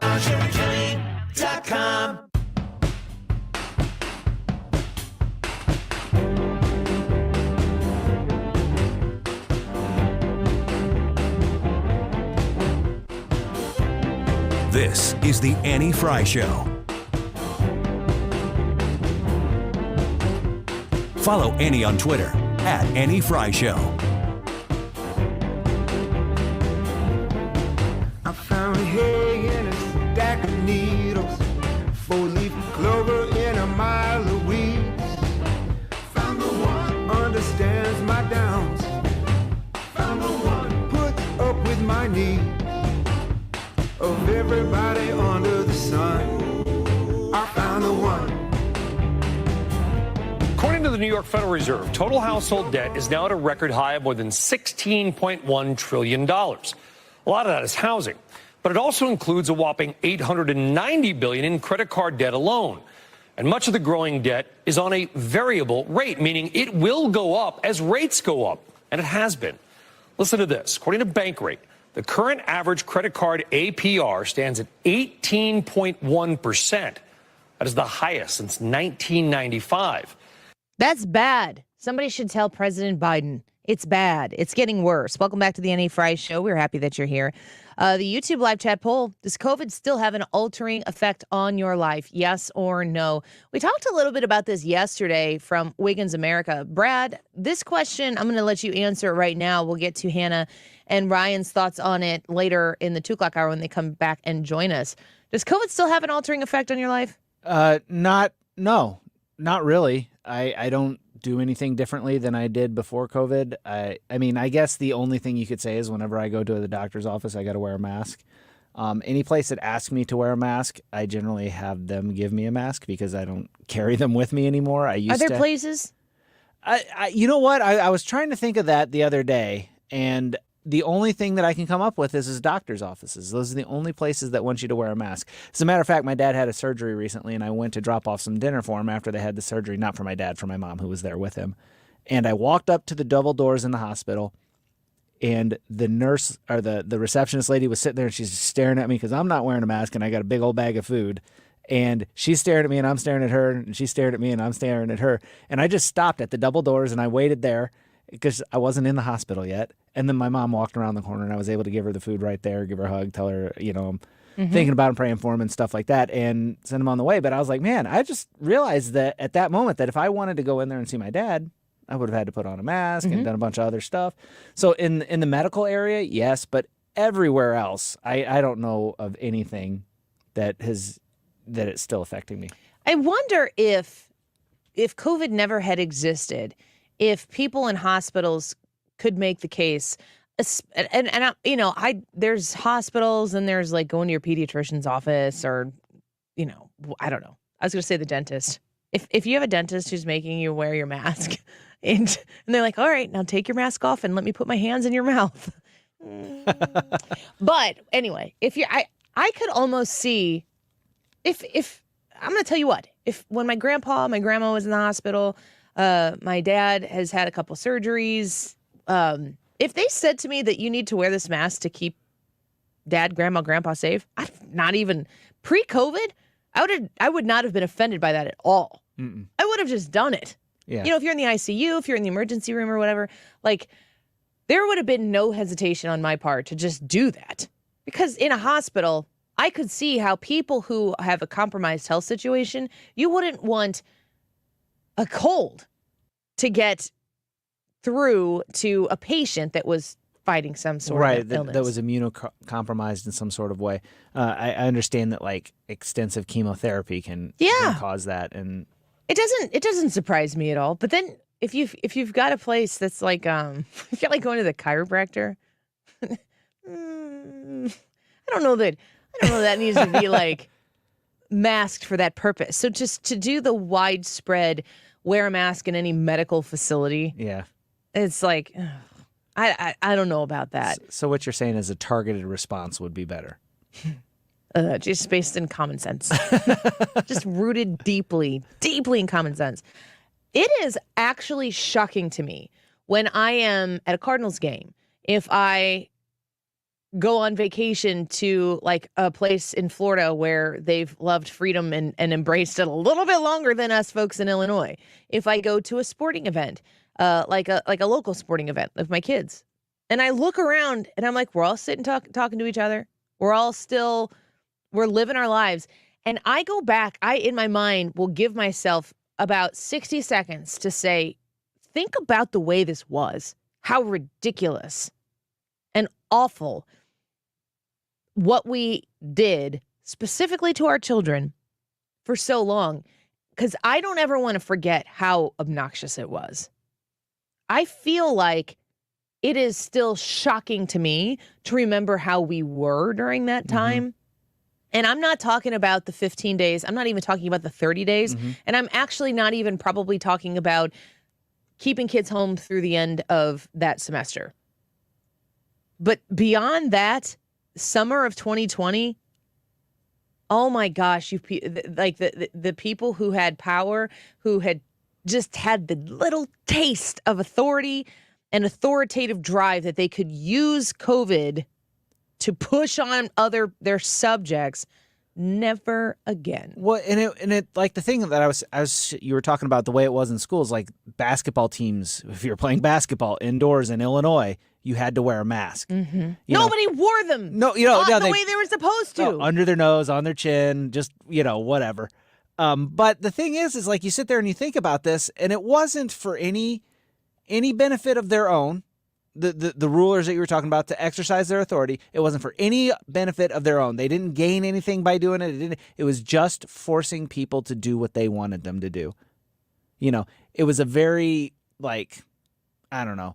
Power drunk. But yeah, it was. It's like, and there's like no gain to it whatsoever. We're just going to force you to do this because we can, and I like being able to force you to do that. And the surrendering of that authority, you weren't going to get it back. Every time you gave a little bit of the freedom back, you weren't going to be able to take it again. They don't get to take your freedoms, which is why I'm saying, like, for me personally, I'm speaking for Annie right now. I'm not speaking for women. I'm not speaking for moms. I'm not speaking for conservatives or Republicans or insomniacs. I'm just talking about me right now. I would have been okay with being super overly extra cautious through probably the end of May. That's like knowing what we know now, the hindsight of it, it probably should have maybe been through mid to late April. And then we should have just started moving back to normal as we started understanding the proper way to treat these things, what we were doing in our treatment that was making it worse. That's all hindsight. And I'm not going to say this is what these people should have done then, because I know what I know now, and we didn't know it then. The implementation of mitigation measures didn't make sense, and we weren't supposed to even talk about it. You're just supposed to be, you were like either pro-life or pro-death, and not in the way that I generally am pro-life. It was one or the other, and if you weren't on that side, then if you weren't on the pro-mitigate everything side, it was one more way for them to cut you off from society and push you aside, and you're the pariah now. You're on the margins, and everybody look at them. You don't want to be like them. You want to be like us. People still have "I'm vaccinated" Facebook frames on their pictures, on their Facebook page. I'm pretty sure that we're past that. I'm pretty sure that, like, stay home, save lives, I'm pretty sure we've moved past that. I wonder sometimes too, like for the people that are on the Facebook with the "I'm vaccinated," if that was a part of their life that they really felt like they got to feel virtuous, they got to feel like they had the moral upper hand, they wanted to be the moral person, and I wonder if they're hanging on to that because that was the only time in their life that they really got to feel that way, and now that that COVID it's over, I'll say it, COVID is over, they are losing that sense of superiority that they felt like they had during that time. And so they just kind of let it go and hang on to that, for lack of a better term, glory for as long as they can. It's awful. I have no interest in knowing whether or not you have been vaccinated once or how. I don't even know what the maximum amount of times you could be. I don't know what it is these days. I don't know how many times you could be boosted.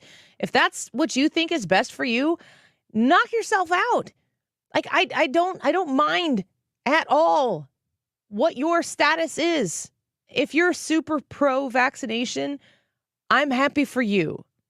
You make that decision for yourself, and within your family, you can have the discussion about that. But I am way moved on from this. I'll tell you, in the Illinois sports world, in our volleyball games, we don't clap hands after the end of the game. Seems really silly after we've shared a ball for three sets.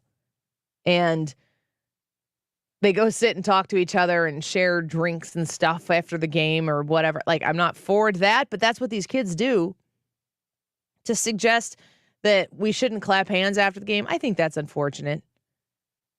They don't, in volleyball, generally speaking, you're supposed to play the first set, and then the rule has always been that during the second set, you're supposed to switch and play on the other side of the net, because some gyms might have advantages or disadvantages on any side, and to make it the most fair, you play on both sides, and then on the third set, you get to, whoever wins the coin toss can choose if they want to pick their side.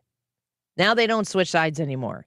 And I'm like, because of COVID? And that's apparently why. I think this is what frustrates me so much. I honestly think that they don't want kids clapping hands anymore just to keep from any type of interaction that happens after the game from going south. And I think that they don't switch sides anymore because it's actually easier, assuming that the gym doesn't actually dramatically affect the play on either side, that it's actually easier to just stay on your side of the net and have all your water bottles and all your stuff there and not switch. So just make that decision and say why it is that you're doing it. Just say, in light of what we've learned, it's actually better to do this, so we're just going to do it. Don't blame COVID. Yeah. COVID is the ultimate excuse. Like, people, like, the question is on our YouTube live chat, does COVID still have an altering effect on your life? Yes or no? Almost every single time, with the exception of wearing masks in hospitals or where compromised people are present, with the for medical care, because if you're immunocompromised and you're in a public place, that's a different discussion as to what everybody else needs to be doing. It's like 9 out of 10 times, if not more. The reason why something is happening the way it's happening is because people really want it to happen that way, and COVID is just the easiest excuse to say, we're going to not do this anymore. We're not going to open our dining room in our fast food restaurant anymore. We're not going to, clap hands after a sporting event.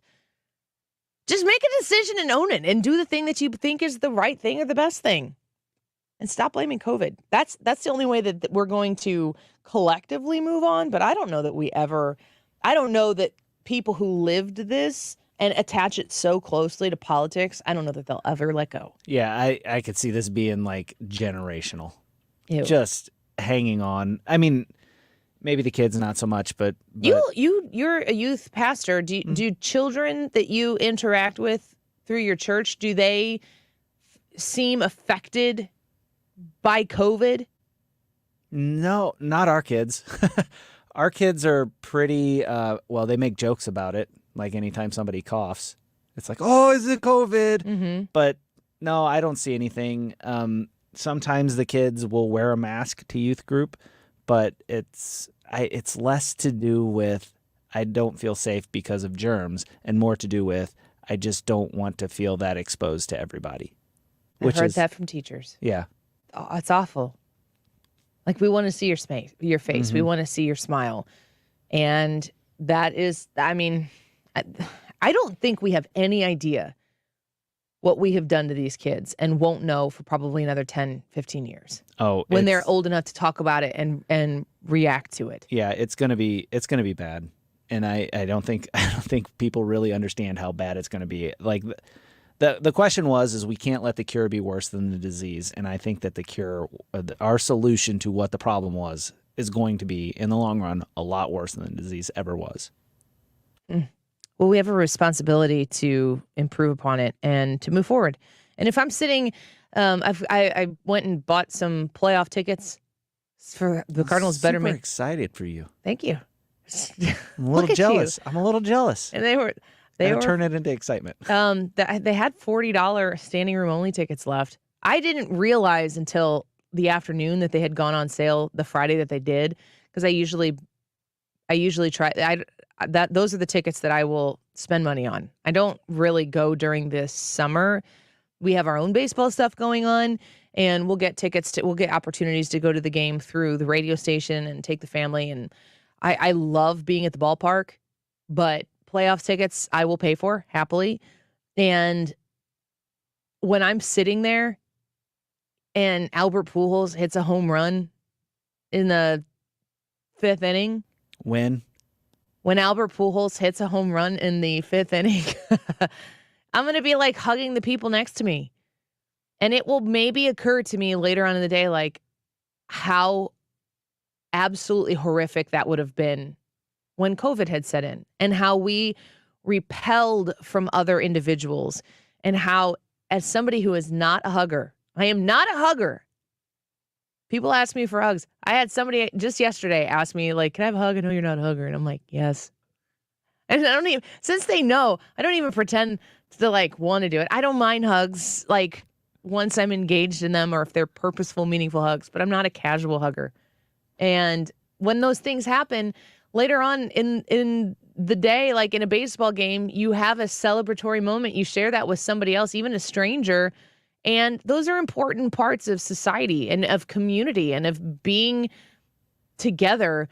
They took it away from us, but I'm so happy to say personally that my experience anecdotally is we're back to normal, not the new normal, the real normal. Yeah, and I'm so glad too, because it felt like for a long time there that maybe we wouldn't get back to a normal. Yeah, you didn't know. And I think we're now just now starting to be able to answer the question. Is normal, or is it a new normal? Let's take a quick break. When we come back, we're going to welcome a friend of ours into the studio. Thomas Helbig joins us, and we're going to talk about an event that I am going to be at and hope that you will join me at as well. October 4th, the Protecting Your Retirement educational event. You're going to need to get your reservation in. We'll talk a little bit with Thomas and find out what this event entails, but also we'll talk about what's going on in the economy right now. And the stock market. And oh my gosh, because Joe Concha made me and brought it up, I looked at my 401k. Don't like that. Don't like that at all. You need good advice. You're going to have it right here when we come back. Don't go away. I found myself in trouble. The Annie Frey Show is streaming online. Watch us live on YouTube and subscribe. Found so many ways of wasting my time. The Mark Reardon Show. Lena Zito is back with us this afternoon. Doing that sort of hard retail politicking is very important in a Senate race. Doing that has paid off for Oz. Weekdays from 3 to 6 on 97.1 FM Talk.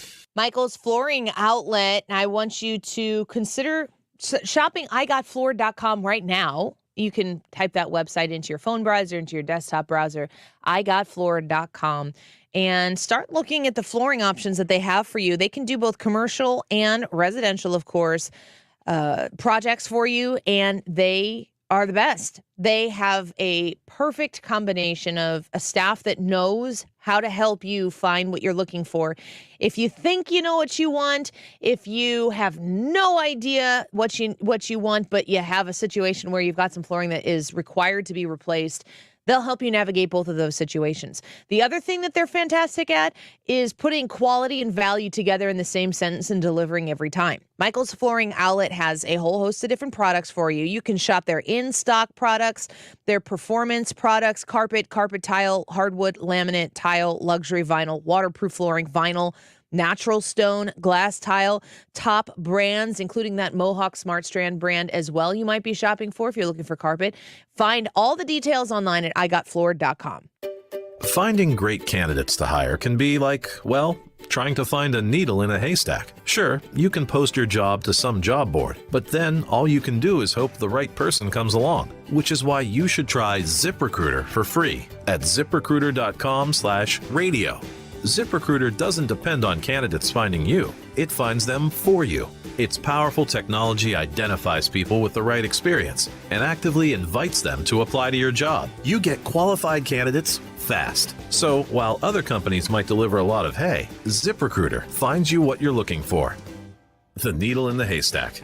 See why 4 out of 5 employers who post a job on ZipRecruiter get a quality candidate within the first day. ZipRecruiter, the smartest way to hire. And right now, you can try ZipRecruiter for free. That's right, free at ZipRecruiter.com/radio. That's ZipRecruiter.com/radio. ZipRecruiter.com/radio. Mark Cox here. If you're nearing retirement or already retired, call Thomas Helbig with the Retirement Advisory Group at 314-993-9494. He'll show you how to participate in the market gains without ever losing a penny. Thomas is the official financial advisor of the Mark Cox Morning Show. If you've ever hired a coach, it probably wasn't because you didn't know what you were doing or couldn't find out how to do it on the internet.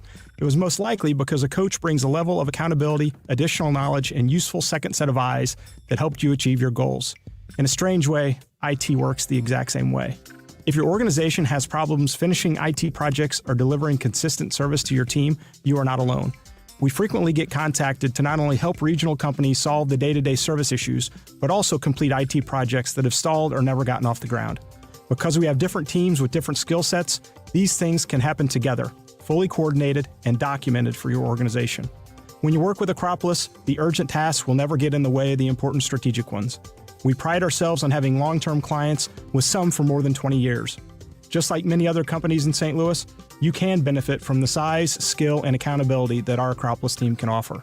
To find out more, visit us on the web at acropolistech.com. Protect, optimize, grow.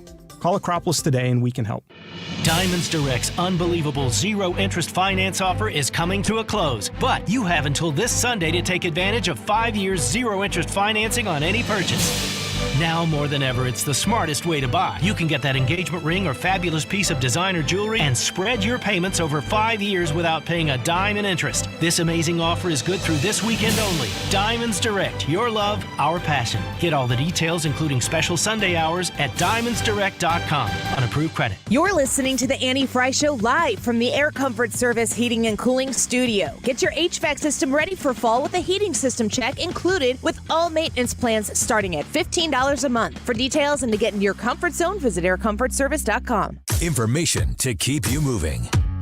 Dependable traffic, mornings and afternoons with Sue Thomas. Driven by Ambassador Midwest Floor Company, the best way to deal with in-home traffic. Experience more at Ambassador Midwest Floor.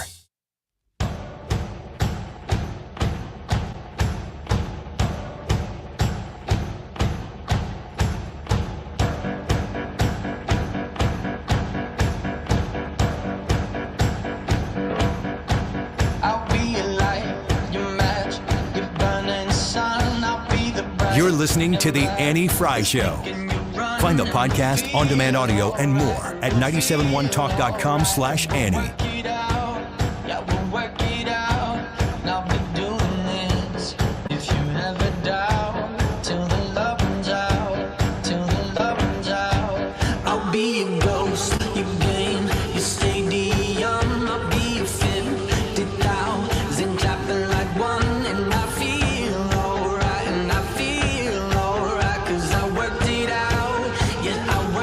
Welcome back to the Annie Frey Show. We're glad that you're here with us right now, and very glad that we have some special guests in studio with us, Thomas Helbig and Bob Kershaw with the Retirement Advisory Group. I am going to be with them on October 4th at the Frontenac Hilton at 6:30 p.m., but you got to get your spot reserved, and I love to fill that place with the Annie Frey Show listeners. So you can call right now, 314-993-9494. to reserve your spot at the Protecting Your Retirement educational event. It starts at 6:30. I get there at 6 and try to meet as many of you as I can, and we want to fill the room. So that's that. I want to talk to you, Thomas and Bob, about the economy, specifically the stock market. I think a lot of people who are nearing retirement, like you work with, in their mid-50s. That's all we work with. If they're in the stock market right now, they're probably panicking. Yes, they are. We are officially in a bear market. As of yesterday's close, the S&P 500 is down right at 24%. The Dow is 20% is bear market territory. So we're in a bear market now. What do people do?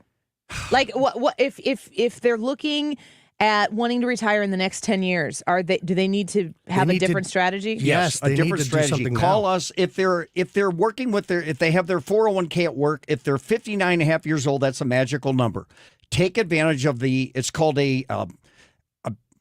Bob, take it. 59 and a half rollover to an IRA. Thank you. It's called an in-service. In-service rollover. We will educate you on how you can keep your principal safe without ever losing a penny of it and still be positioned for market growth. And that's what everybody wants to know right now is when I retire, how much am I going to have and how long is it going to last? And that's what we teach you. So, Thomas, when I'm watching the news and I'm seeing these economic policies that are being passed by this administration, they've passed an Inflation Reduction Act to try to address the problem that Americans are facing. I think that Americans do see what the economy really is. They feel it before anyone tells them what's going on. What kind of policies are you seeing be put into place right now that are going to help the economy, or maybe the opposite? The opposite. I don't see anything the Biden, and I don't want to get political here, but the Biden administration is not doing anything to help the economy. They just want to keep spending. Look at this, with people with their college education, the $10,000 loan they're going to write off. That's going to cost billions and billions of dollars. Somebody has to pay for that. Somebody has to pay for it. You and me, we're all going to be paying for that. I'm glad you brought up student loan forgiveness because, like, my husband and I both had parents who helped us with our first degrees. We both graduated in 2006, and that was a rough time going into 2008 for job availability. So he went back to school to be a teacher. Are there going to be implications for people and we had to take out some loans for his teaching degree. How does that factor in? Like, if you're going to get this money from the federal government that's actually coming from your back pocket, does that factor in at all to how people are going to be potentially filing taxes, their economic situation as a whole? They're talking about taxing people. If they're going to write off a $10,000 loan, that's going to be taxable. It usually is. It's under the IRS code. So a lot of these people are not going to know. They're going to get hit with a tax bill. And in Illinois, they're currently not taxing retirement, but there's talks about implementing a tax that pulls money off of people from their retirement income. Is that stuff that you guys are aware of as well?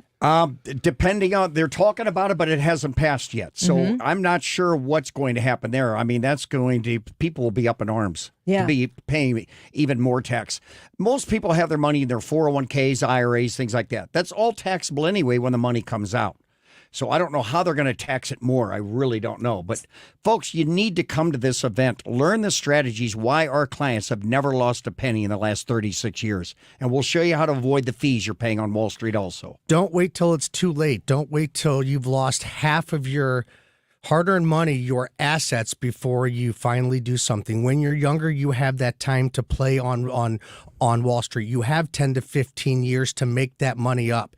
As you get closer to your retirement age, you don't have that time. You need to get it protected now. Yeah. So the event is going to be October 4th, Tuesday. It starts at 6:30 p.m. I get there at about 6. Mark Cox is there at 6. Mark Reardon is there as close to 6 as he can, but the guy's on the radio, so he's got to hightail it over there. But it is an opportunity for us to meet you and shake your hand and thank you for supporting people who support us, like the Retirement Advisory Group does, supporting this show and this station. but you got to reserve your spot. So it's 314-993-9494. That's 314-993-9494. It's free. It costs you nothing. There are snacks. So at least no matter what you decide to do after you go visit with us and with Thomas Helbig, Bob Kershaw, and the people at the Retirement Advisory Group, you're going to get a neat snack. And I think that's worth the trip for a free event. And we have fun, don't we? At the beginning, we do a little trivia. We hand out T-shirts and stuff like that. Yes. Yeah. And go to retirementkey.com. Once again, that's retirementkey.com and sign up for this event. We're really packing them in. This is the last event of the year, folks. That's right. It is the last opportunity as we move into the holiday season, which I always love to talk about because Christmas is right around the corner. You can make sure that you get this under wraps and under control and just learn. Like I said, it's free. You don't take up a ton of their time. It's a quick evening. And I talked for 45 minutes. Yeah. And we're in and out. And folks, the market is going to get worse. It really is. And I'm not here to sell doom and gloom, but it is. It's a matter of fact. All right. That's what all the economists are saying. The market, we're going to have a global recession they're afraid of. Yikes. Well, be prepared. If you have the information, then you have the power to prepare yourself for whatever is coming. One more time, 314-993-9494 is the number to call. Reserve your spot. Mention you heard about it on the Annie Frey Show, and I will see you there. So please sign up and say hello on October 4th. RetirementKey.com. When we're back, Ryan and Hannah in studio. Don't go away. Thanks for having us. Mark Cox here. The next Protecting Your Retirement educational event is Tuesday, October 4th at the Frontenac Hilton at 6:30. Join me, Annie Frey, and Mark Reardon, along with Thomas Helbig and Bob Kershaw with the Retirement Advisory Group. Seating's limited, so go online at retirementkey.com. Here's Thomas with more. Are you nearing retirement or already retired and concerned how all the market volatility is hurting your retirement accounts? Would you like to know why our clients have not lost a penny with all the market losses this year? Did you also know if you're 59 and a half or older, you can now roll over your 401k tax-free to protect your nest egg and still generate more income than most investment options? You'll get all the answers and more. If you're 59 and a half or older, you don't want to miss this last event of the year. Protect your retirement nest egg and join the official financial advisors of my show, Thomas Helbig and Bob Kershaw, Tuesday, October 4th at the Frontenac Hilton at 6:30 p.m. Call 314-993-9494 or online at retirementkey.com. So making sure you're in your comfort zone in St. Louis at this time of year can be kind of tricky because you might be going between your air conditioner and your furnace in the same day, certainly potentially in the same week. Reach out to Air Comfort Service and find out what they can do for you to make sure that everything is in good working order. That might mean maintenance or potentially a furnace tune-up. When Air Comfort Service comes out to your home, they are going to treat your home with the respect and the dignity that it deserves. If there is an issue that arises, you're going to be able to talk to them about your budget, about what the expectations are. They're going to give you options as well. And they also have double carrier cool cash rebates on qualifying new high efficiency furnace or HVAC systems. You can save $50 to $3,500.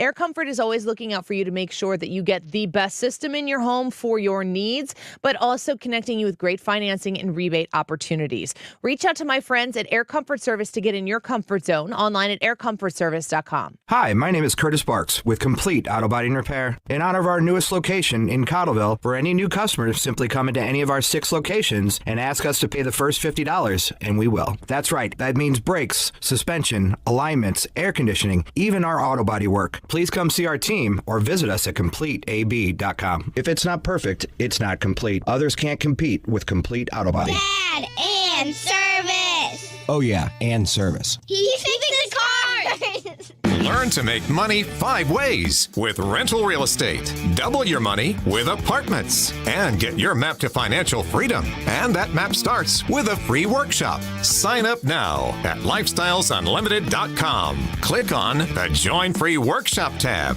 and attend online or in person. That's lifestylesunlimited.com. Lifestylesunlimited.com. Again, that's lifestylesunlimited.com. Limited seating, unlimited potential. KFTK FM Florissant, driven by the Bommarito Automotive Group, 97.1 FM Talk. Always live on the free Odyssey app. They're moving fast on Lisa Brady, Fox News. Final preparations in Florida for Hurricane Ian, heading for a possible landfall between Fort Myers and Tampa, but expected to bring tropical storm force winds by this evening. The line for sandbag pickup at Tampa's Outbarns Park is long, 3 hours long. Feels tiresome, but hey, you got to do what you got to do. She waited all morning after working overnight. Sandbags are used to try to stop water. So my aunt has a door that leaks whenever it rains, so that's what we're gonna use it to block off. So, and then just a couple of our windows and our glass doors. Not everybody evacuates. People living outside of floodplains are told to be ready to shelter. Fox's Evan Brown in Tampa. Ian regaining some strength after battering Cuba. Top sustained winds now 120 miles per hour, about 265 miles south of Sarasota. President Biden urging residents to heed warnings. Your safety is more important than anything.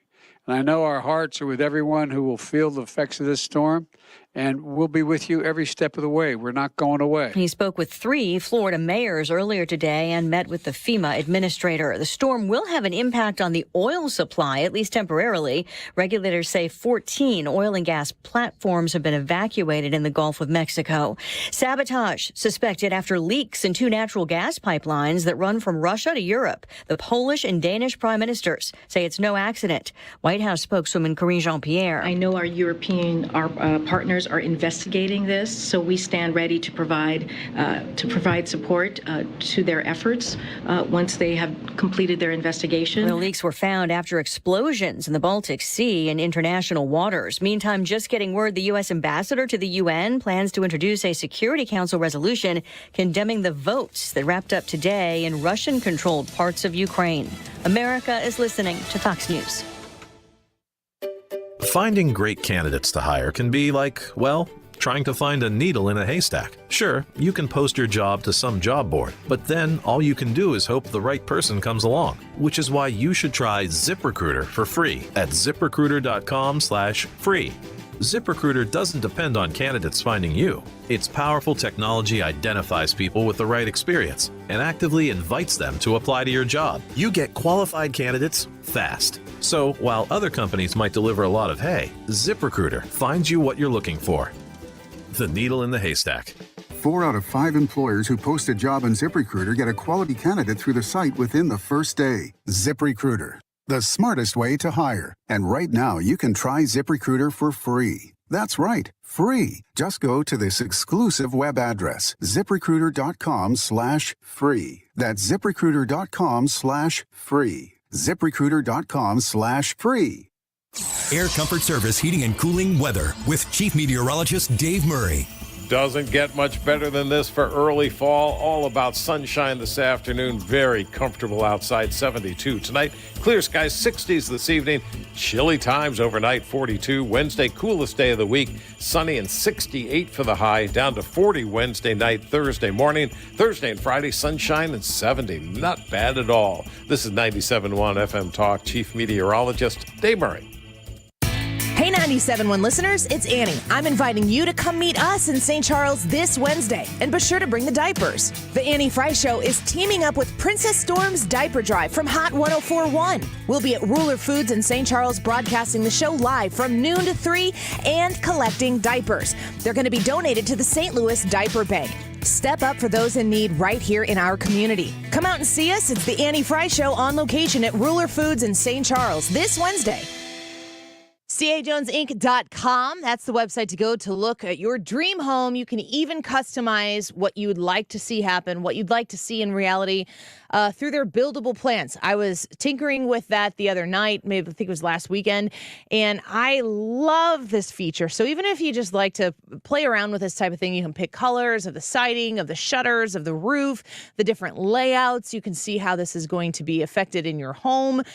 CAJonesInc.com is the website to go to. Now, if you're looking to build a home on the Illinois side of the river, CA Jones, they understand this area, they understand the industry, and they also know that each and every person who's looking to build a home wants it to be their home, not some cookie cutter replica of something else that's been put out there a million other times. That's why they have so many different ways to customize the huge array of buildable plans on their website that they can put into reality for you.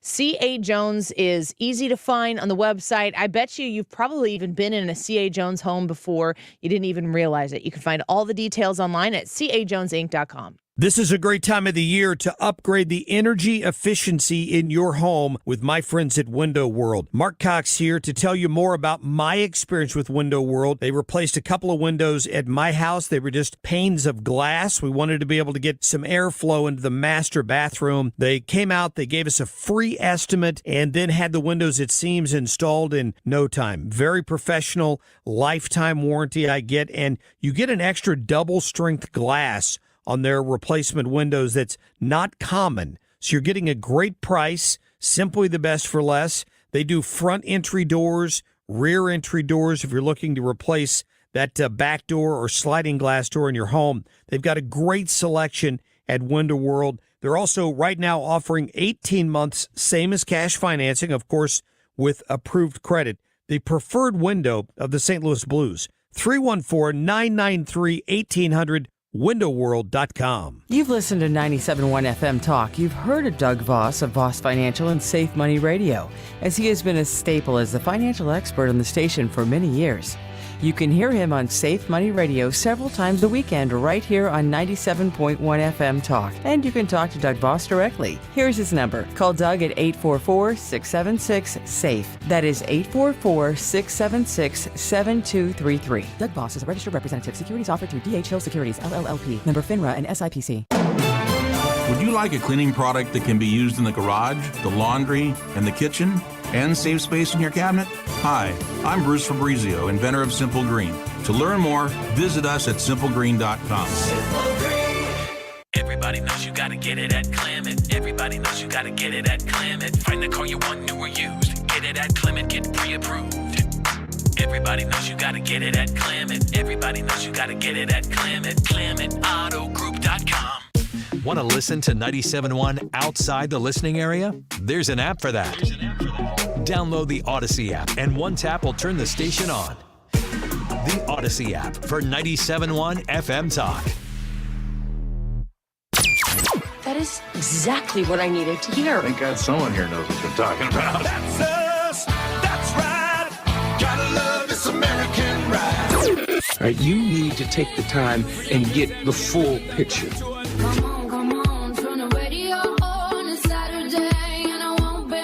Don't get me wrong, I love the ladies. I mean, they rev my engine, but they don't belong in the newsroom. It is Anchor Man, not Anchor Lady. What do you want from me? I'm not America's sweetheart. Goodness sake, kid. Keep your voice down. Your father's listening to the radio. I'm not America's sweetheart. This is the Annie Frey Show. Sometimes it's hard to believe that this is the Annie Frey Show. Yet here we are. In the break. Them's the breaks, whatever. Them's the berries. I'm eating blueberries, a healthy food that I enjoy.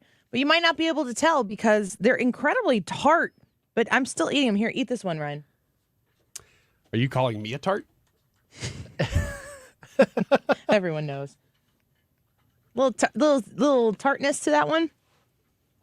Woo! Certainly wasn't sweet. It's kind of like I'd like to punch you in the face right now. It was kind of like, why are you even a blueberry? Yeah. Why do you exist? exist? Because I was waiting to be my full blueberry self, but you picked me too soon. I know, but that was a big blueberry. Have you ever wondered what it would be like if you have a blueberry plant in your yard and you let them go to full maturity, how big they'd be? How big would they be? I don't know. I was hoping they'd be the size of a plum. But I don't know because I've never grown a blueberry. Plums aren't blueberries, right? I don't not know this, do I? Well, plums grow on trees. I don't know that blueberries grow on trees. So does that money. I would think that blueberries would grow in a bush. Yeah, like a blackberry. Yeah, a blueberry. I think it's a strand, isn't it? Isn't a blackberry strand that grows and then you I bet you 603 people just turned off their radio. And 4. But and there is a blackberry group that just found us through an algorithm that they are blowing up. They're going to join us right now. So we better know our stuff. So you're talking about listeners. Yeah. I thought you were talking like a breed of blackberry. I'm like, I don't think they pay attention to algorithms. No. Unfortunately, that group is only 300 in size, so it's a net loss. Plum tree, blueberry bush. Thank you, Amanda, on YouTube.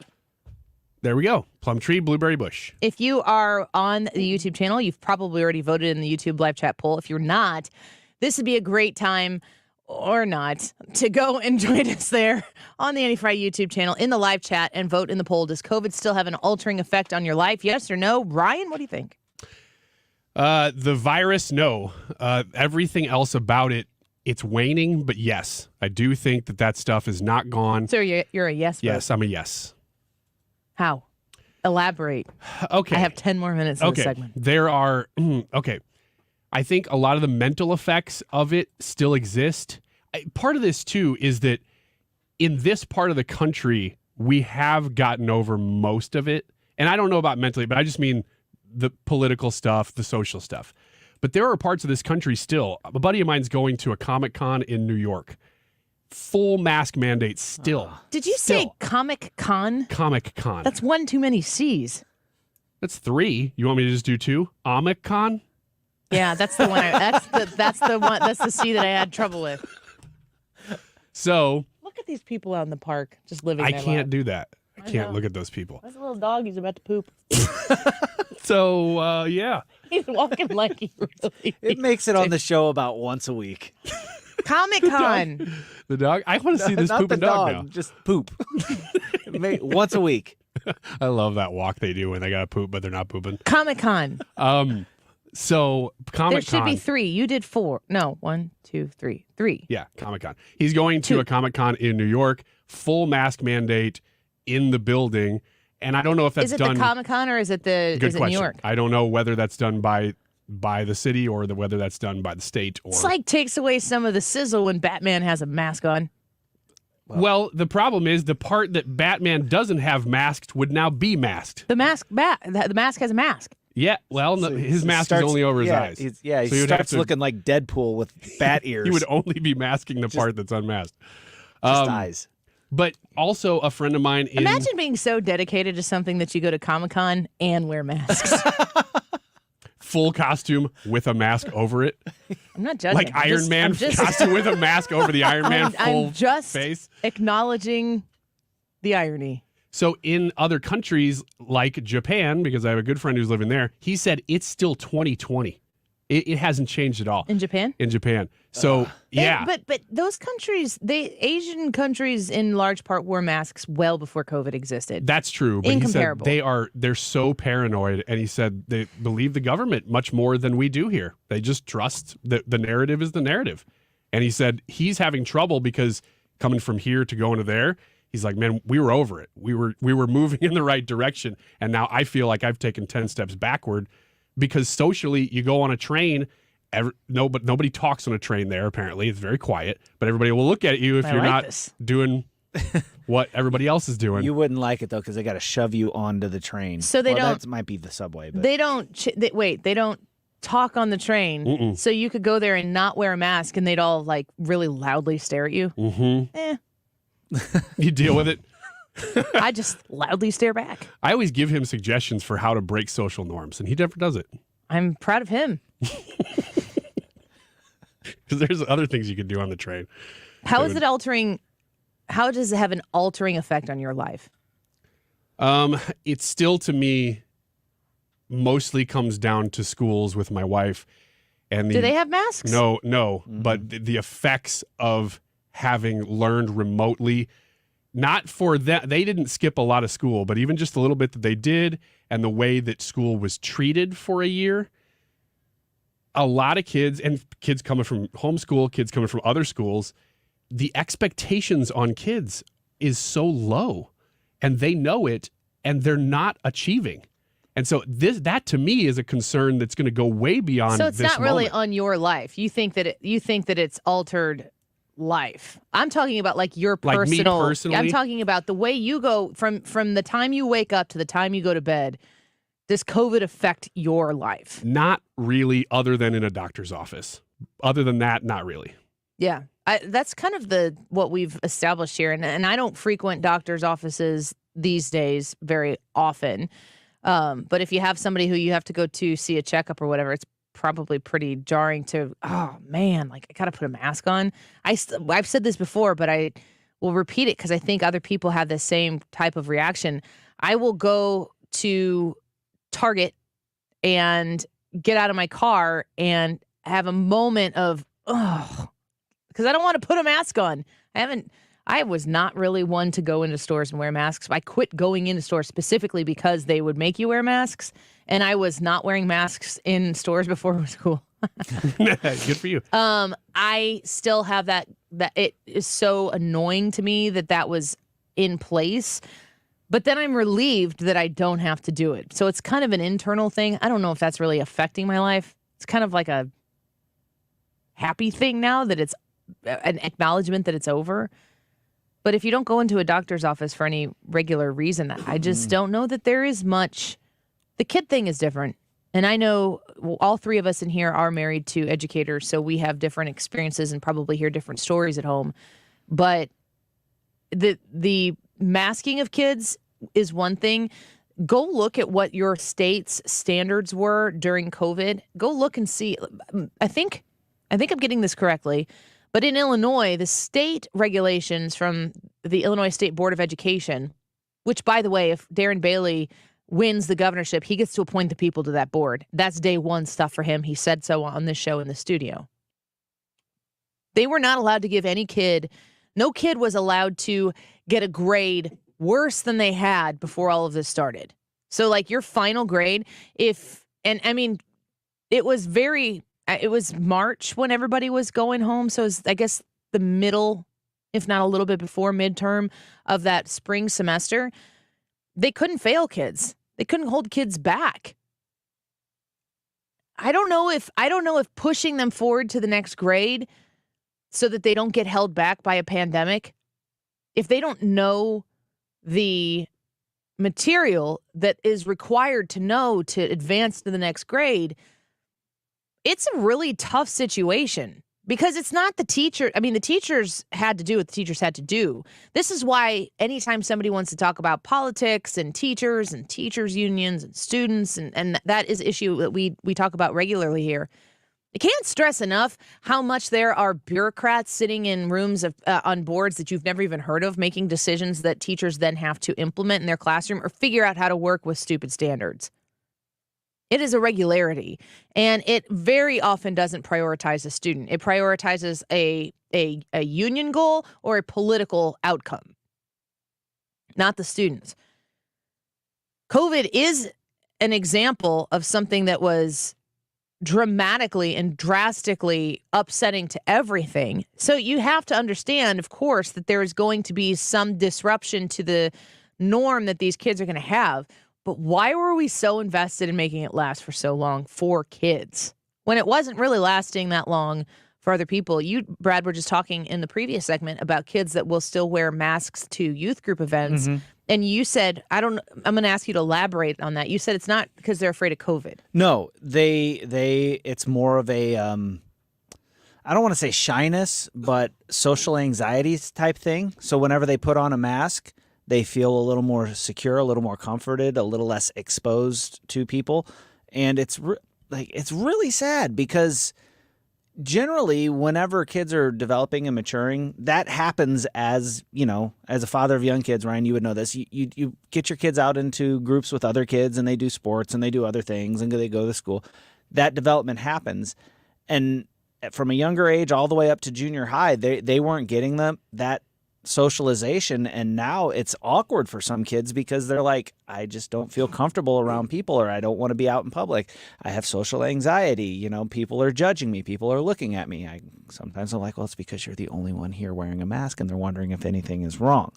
But they do it because it provides almost like a safety blanket, a security blanket, like a podium is to a speaker sometimes. That you'll see public speakers who are really comfortable in public. You're just saying that because I said on one didn't day say a word Sunday, about that. When I said on Sunday when we were speaking at the 40 Days for Life rally kickoff, I said, if I ever make it big enough to be able to have a writer, the first thing I want is a podium on my writer. And then we can come up with some fun things after that. Yeah.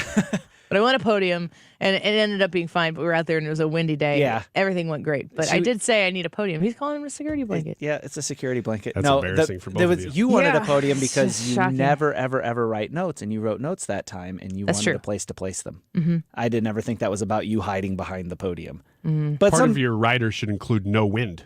Yeah, Because I noticed there were some papers flying around when I was there. They weren't mine. But it's that barrier that between you and the people that you're interacting with that people like, and that mask serves that purpose for some people. Some people think that they don't look pretty, and they would rather wear a mask. Most people who are adolescent or teenagers think that of themselves. The mask has just become the next thing to help them. I mean, you think about putting makeup on. Makeup is a security blanket for a lot of people. I don't like to be seen without some makeup on my face. Brad's always like, I think you look just fine the way you are. And I'm like, thanks. I appreciate you saying the words you're supposed to say. Now I need to put my makeup on. But I don't put makeup on for other people. I put it on for me. And I'm okay with that. And that has changed over the course of years. There's all sorts of things that kids do at that age to secure themselves. And sadly, we now have implemented something that is being used in that way to secure themselves, not to protect them from a virus. Right. And it's hard to take off. That's sad. Just so you know, whenever I think you look fine, but I don't want to say it and it feels uncomfortable. That's whenever I'm just walking around going, "You're beautiful." Is that about Brad? I just want you to know sometimes I'm directing that in your direction, but I feel weird saying it. If there was a way to make that weird for me, you just successfully stuck the landing. It's true. And I'm just trying to do it to myself just because it feels weird. Like that song is a security blanket for me. You're telling me that you think about the way I look, and so instead of saying it to me constantly, and he sings songs about it. So instead of saying it to me, which would be weird, he walks around in falsetto singing "You're beautiful," and you want me to know that. Well, yeah. You could have kept it to yourself. I could have, because and I won't do that song anymore, but if it's another one, I always have the backup of being able to say, "Oh, I was just singing a song. I wasn't talking about you." And so I'll retire that one. I'll move on to some What other song what are you uncomfortable telling Mark Cox, and what song do you sing about Mark Cox around the building that maybe you could just get this off your chest right now, because he might be listening. And if you were intimidated by his impressive resume, very impressive resume, great hair, booming voice, and I know how you were intimidated and you've worked your way onto his show. When does that happen? Friday mornings at 8:30. If anybody wanted to listen. But you were shy about complimenting him and just giving it to him straight like a man. What song would I sing? Man, I Feel Like a Woman. Because what happens is, he, like you said, he's manly. He's got all that hair. He's got that voice. I got none of that. So he makes me feel like a woman. Drop the blueberries. They're all over the place. Full circle. They're all over the place. Leave it just to play some slow ride. Going out of a segment that ended about Mark Cox. I hope he texts you. I hope he's listening. I do too. And I hope now he knows how he makes you feel. I just want to see Ryan show up in that outfit she wore. We'll be right back.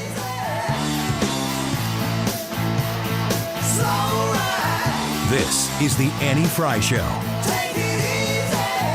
Interact with Annie on Facebook. The Annie Frey Show.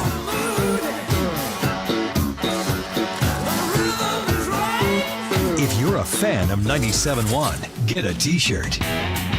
Visit 971talk.com/merch to see all the new t-shirt designs and show your support for St. Louis's home for conservative talk. 97.1 FM Talk. Stewart's American Mortgage. He's the bagel loan guy, and he is waiting for your phone call, for your text, to make sure that you are set on the right financial track when it comes to managing your debts and managing your personal economy. The bagel loan is called the bagel loan because bagels look like a zero. And when you do a mortgage refinance, a home purchase with Stewie at Stewart's American Mortgage, a cash out refinance, and you use the bagel loan, you pay zero in fees that every other lender out there will charge you for. I've used the bagel loan twice to lower my interest rate, but also the second time I did it, it was to take some cash out so I could do a home repair. If you were having something like this in the future, you want to make sure you get the lowest rate on that money. If you have high interest credit card debt, reach out to Stewie at Stewart's American Mortgage, and he can help you, walk you through the whole process,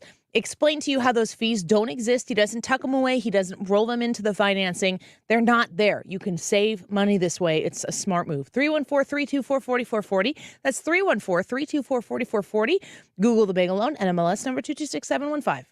What's up, everybody? Guess who's hosting a new podcast? No Mercy with Stephen A. Smith. Listen as I pull back the curtain on everything beyond the world of sports, interviewing influential guests, outspoken celebrities, and thought leaders across the political, financial, and social spectrum. You know me, I'll give you my unbiased opinion. A No Mercy episode drops every Monday, Wednesday, and Friday. No Mercy with Stephen A. Smith, a presentation of Cadence 13 and Odyssey Studio, available on the Odyssey app or wherever you listen to your podcasts. Mark Cox here. The next Protecting Your Retirement educational event is Tuesday, October 4th at the Frontenac Hilton at 6:30. Join me, Annie Frey, and Mark Reardon, along with Thomas Helbig and Bob Kershaw with the Retirement Advisory Group. Seating's limited, so go online at retirementkey.com. Here's Thomas with more. Are you nearing retirement or already retired and concerned how all the market volatility is hurting your retirement accounts? Would you like to know why our clients have not lost a penny with all the market losses this year? Did you also know if you're 59 and a half or older, you can now roll over your 401k tax-free to protect your nest egg and still generate more income than most investment options? You'll get all the answers and more. If you're 59 and a half or older, you don't want to miss this last event of the year. Protect your retirement nest egg and join the official financial advisors of my show, Thomas Helbig and Bob Kershaw, Tuesday, October 4th at the Frontenac Hilton at 6:30 p.m. Call 314-993-9494 or online at retirementkey.com. Mark Cox here.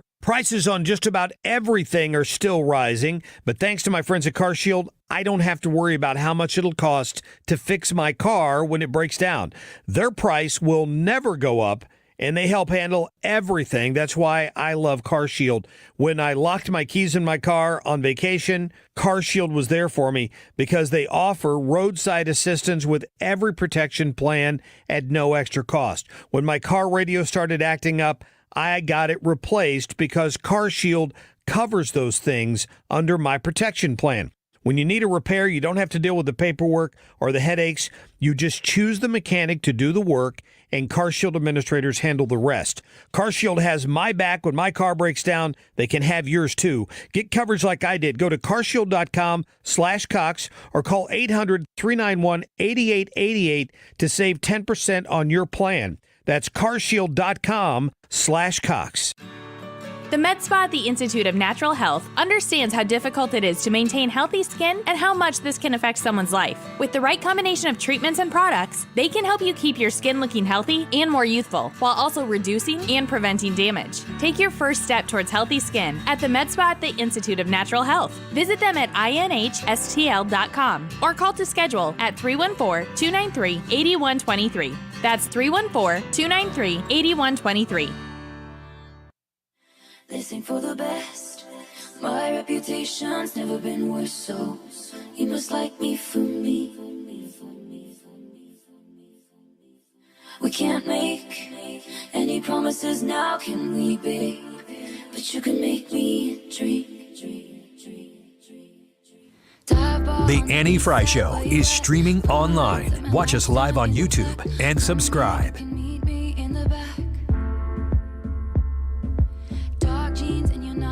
Look at you, oh damn, never seen that color blue.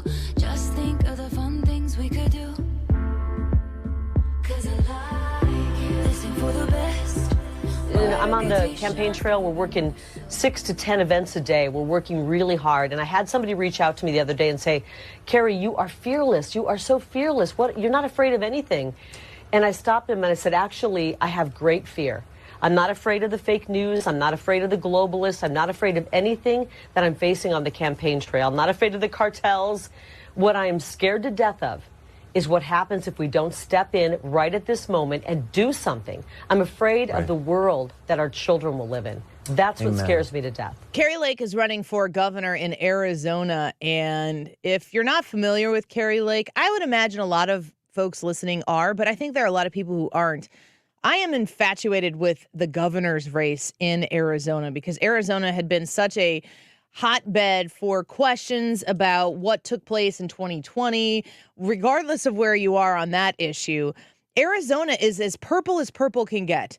And it, to me, is a bellwether state to see what is Arizona going to do if the people in Arizona have take a demonstrative stand in this election. I think that kind of is indicative of the future of the country. There are other races in Arizona that are close and important, specifically their Democratic senator that is there. But I am watching the Carrie Lake one just because she is a media personality who does not have a political career behind her. She is the best at lighting on all of her videos. She has the Grace Kelly filter on her each and every time. But she is so straight to the point. She suffers no fools. Brad, what is your thought on Carrie Lake, but also that race? Well, Carrie Lake is exactly what Arizona needs. If that's my thoughts. I love the thing about her is I would say she's almost, for lack of a better term, a female Ron DeSantis. She knows exactly what to say, when to say it, how to say it, with the right force, with the right intention, without being out of control. She's always under control. She seems like she's always one step ahead of the gotcha questions, that nothing seems to catch her off guard. I've heard, and I agree with her being a female Donald Trump, but it's interesting to me that you, somebody who, like me, is a DeSantis fan and would support, correct me anywhere that I'm wrong here, Brad, would support Donald Trump if he runs again, that he would get your vote. But if it was like up to Brad range, DeSantis is a Trump with less baggage. Does Carrie Lake have baggage to you at all? I don't know any baggage that she has. I know that, I think people get upset about her questioning election results and stuff like that. But outside of that, I don't know what baggage she even has. So, it's not like she has some sort of I don't know. They don't do she didn't do the whole media battle royale thing. They can't point to her and be like, she's misogynistic because she's a woman. That's a hard sell. I think they can. They say black people are racist. But it's a hard sell. Black people.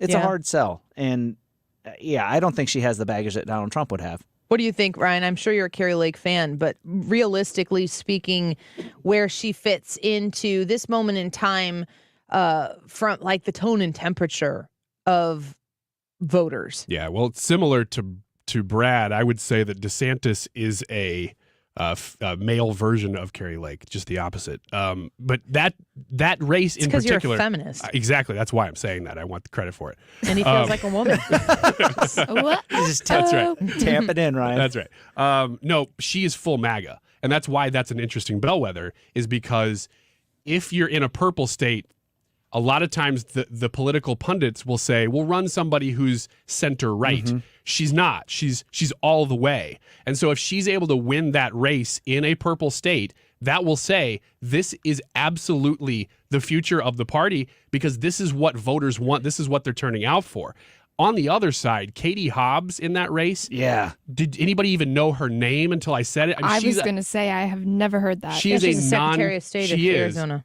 She's a Secretary of State right now, but she is a non-candidate. She is completely invisible compared to Carrie. The interesting thing about being the Secretary of State of Arizona, it means she's the Secretary of State. If you know what the Secretary of State does, has a little bit to do with elections.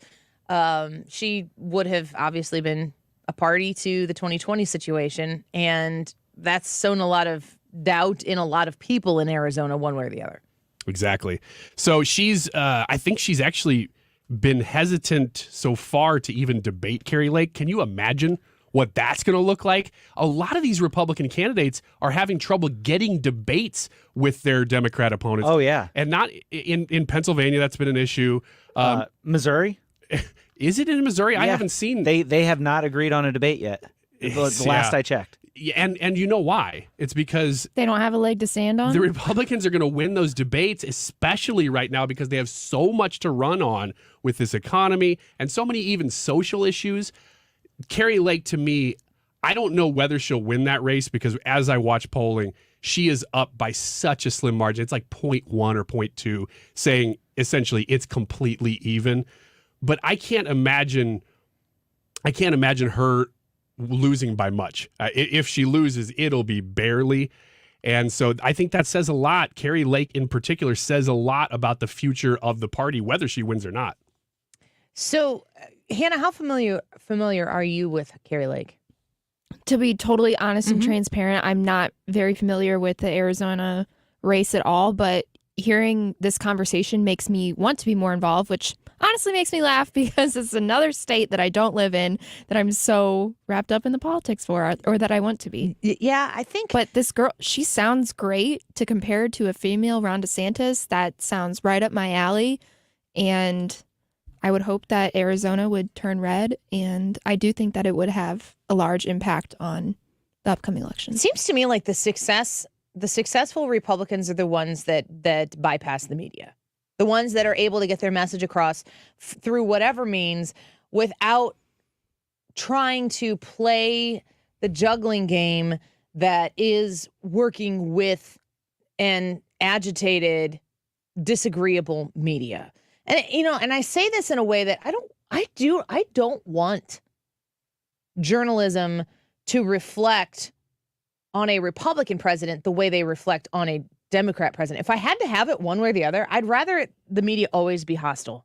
I'd rather the media always be looking to expose things, to ask tough questions, to make people give well-rounded, thought-out answers that, hey, this is the reason you asked this question. Let me tell you what and why. You might not like it, but this is what we're doing and this is why we're doing. I thought the Trump administration did a pretty good job of that, but it would never been reflected because there was too much advocacy media going on at the time. It would be nice if the Biden administration would come out and talk about the Inflation Reduction Act for what it is, not for what they called it. That doesn't actually reflect what the whole Inflation Reduction Act is doing, which is a climate bill. Their willingness to help you by giving you some tax rebates or some of your tax dollars back if you invest thousands of dollars that you don't have right now into energy efficient, government approved industry is so offensive to people who are struggling financially right now, who may have been struggling financially under Trump. Those people are not better off now than they were then. If you were middle class, you might not be what you would define as struggling right now, but you are paying attention in a real measurable way. Voters want people who speak to them about the things that they've heard voters say. They want people who are going to listen, not the constant barrage of media advocacy or politicians that are just pushing. We had politicians in the studio yesterday. They're not politician people. They're people who are now politicians. Do I get to make that distinction on this show? Yes. You can disagree with it for what you want. But there's a reality that exists that the polished politicians who go out there and know how to win the game that is politics, they get elected and they know how to spin it the whole time. And it's not about truth. It's not about honesty. It's not about really fixing anything. It's just about how do I say what I need to say to get elected the next time the election comes up. And I find that we have very few people like that in the business. So you got to be able to find the non-politicians who do have the ability to speak and articulate what the people are saying because they've listened to them and they've kind of been born out of the people, not out of the machine. And oh my gosh, the Republicans have a machine just as much, probably better than the Democrats do. And if you doubt that, name people who are on the Democrat bench to be the president of the United States. Can you name anybody? I could probably name Gavin 3. Newsom. Yeah, that's womp. I think you would say Bernie and Hillary. Bernie, Hillary. I think you could add Mayor Pete in there. Oh. Well, I think we just proved your point, though. Yes, that's the point. Well, let's take a quick break. When we come back, Hannah got the results to the YouTube live chat poll. Does COVID still have an altering effect on your life? Yes or no? And the other thing I need to remind you of, tomorrow from noon to 3, we're going to be broadcasting live from Ruler Foods in St. Charles. We're collecting diapers, and we really, really, really need your help. These diapers are going to go to families in need here in St. Louis, and we are supporting Princess Storm from Hot 104.1, who has this diaper drive. It's her second annual diaper drive, and we are going to take these diapers and pass them along to Princess Storm and hopefully collect just a massive amount of generosity from you. Please come see us, noon to 3 tomorrow Ruler Foods in St. Charles. We'll be back in a minute. Third floor on the west side, me and you, handsome. This is the Annie Frey Show. Follow Annie on Twitter @AnnieFryShow. Long night, keep your hands up in my hair. Echoes of your footsteps on the stairs. Stay here, honey, I don't wanna share.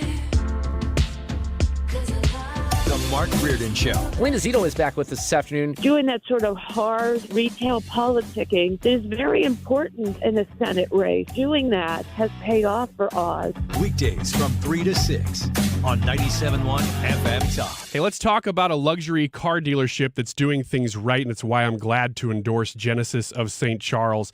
They have the most available inventory of Genesis vehicles, first of all. So if you're curious about what a Genesis is like and the different models, that's a great place to start, and you can drive one there.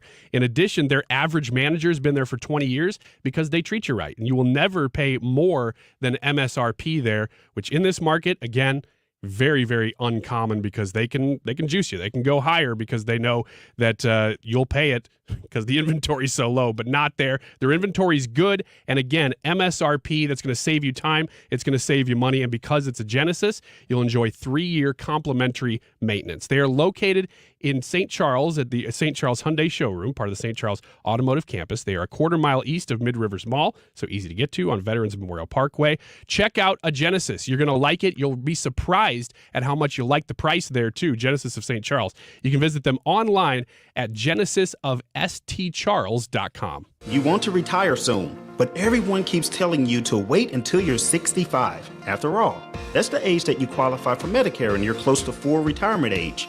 I'm Marvin Mitchell, president of Compass Retirement Solutions. In my new book, Retire Early, The 9 Critical Decisions When Retiring Before 65, I discuss proper planning to help make early retirement possible. When to take Social Security, what to do with your 401k, healthcare, how to maximize retirement income, and much more. Get a complimentary copy of Retire Early by calling 1-800-743-8510. That's 1-800-743-8510. Can you retire early? Call 1-800-743-8510 for your copy of Retire Early, The 9 Critical Decisions When Retiring Before 65. Investments and services offered through Compass Retirement Group, a registered investment advisory in Missouri and Illinois. Compass Retirement Solutions is not affiliated with the U.S. government or any governmental agency. Rhino Shield is far superior to even the best traditional exterior house paint. Rhino Shield is 8 to 10 times thicker than paint and comes with a 25-year transferable warranty. Rhino Shield is the only ceramic coating company that has been chosen by Disney, This Old House, and 3 times on HGTV's Curb Appeal, where every episode is concentrated on unpainted brick, bonds and seals to stucco, wood, hardy, block, color lock, masonite, and more. No better product for those steel aluminum-sided homes that have become, chalky and tired looking. We coat sloped and flat roofs to extend their lives too. After 15 years, we've got a great reputation and a superior product. As long as it's affordable, why wouldn't you do it? Before you make the costly mistake of painting with traditional paint, you'd be best served to call Rhino Shield today. We are the experts and our evaluations are free. 877-25-RHINO or 877-25rhino.com. Tell them, ladies. No pain, don't Rhino. Go Rhino Shield. Never paint your house again. Rhino Shield. Hi, I'm Mandy Moore. Stand Up to Cancer is closer than ever before to achieving its mission to make every cancer patient into a long-term survivor. To learn more and get Advantage miles, go to standuptocancer.org/American Airlines. Diamonds Direct's unbelievable zero-interest finance offer is coming to a close, but you have until this Sunday to take advantage of 5 years zero-interest financing on any purchase. Now more than ever, it's the smartest way to buy. You can get that engagement ring or fabulous piece of designer jewelry and spread your payments over 5 years without paying a dime in interest. This amazing offer is good through this weekend only. Diamonds Direct, your love, our passion. Get all the details, including special Sunday hours, at diamondsdirect.com on approved credit. You're listening to the Annie Frey Show live from the Air Comfort Service Heating and Cooling Studio. Time to get ready for fall. Make sure your furnace is ready to safely heat your home when the first cold snap hits. For heating service, repairs, or a new HVAC system, visit aircomfortservice.com. Bringing you up-to-the-minute traffic like nobody else. Sue Thomas and dependable traffic, driven by Ambassador Midwest Floor Company. The best way to deal with in-home traffic. Experience more at Ambassador Midwest Floor.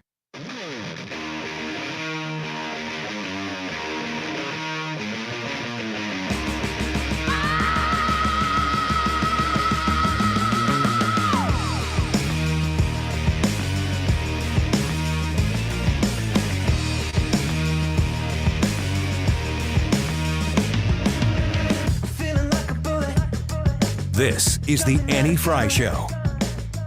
Follow Annie on Twitter @AnnieFreyShow.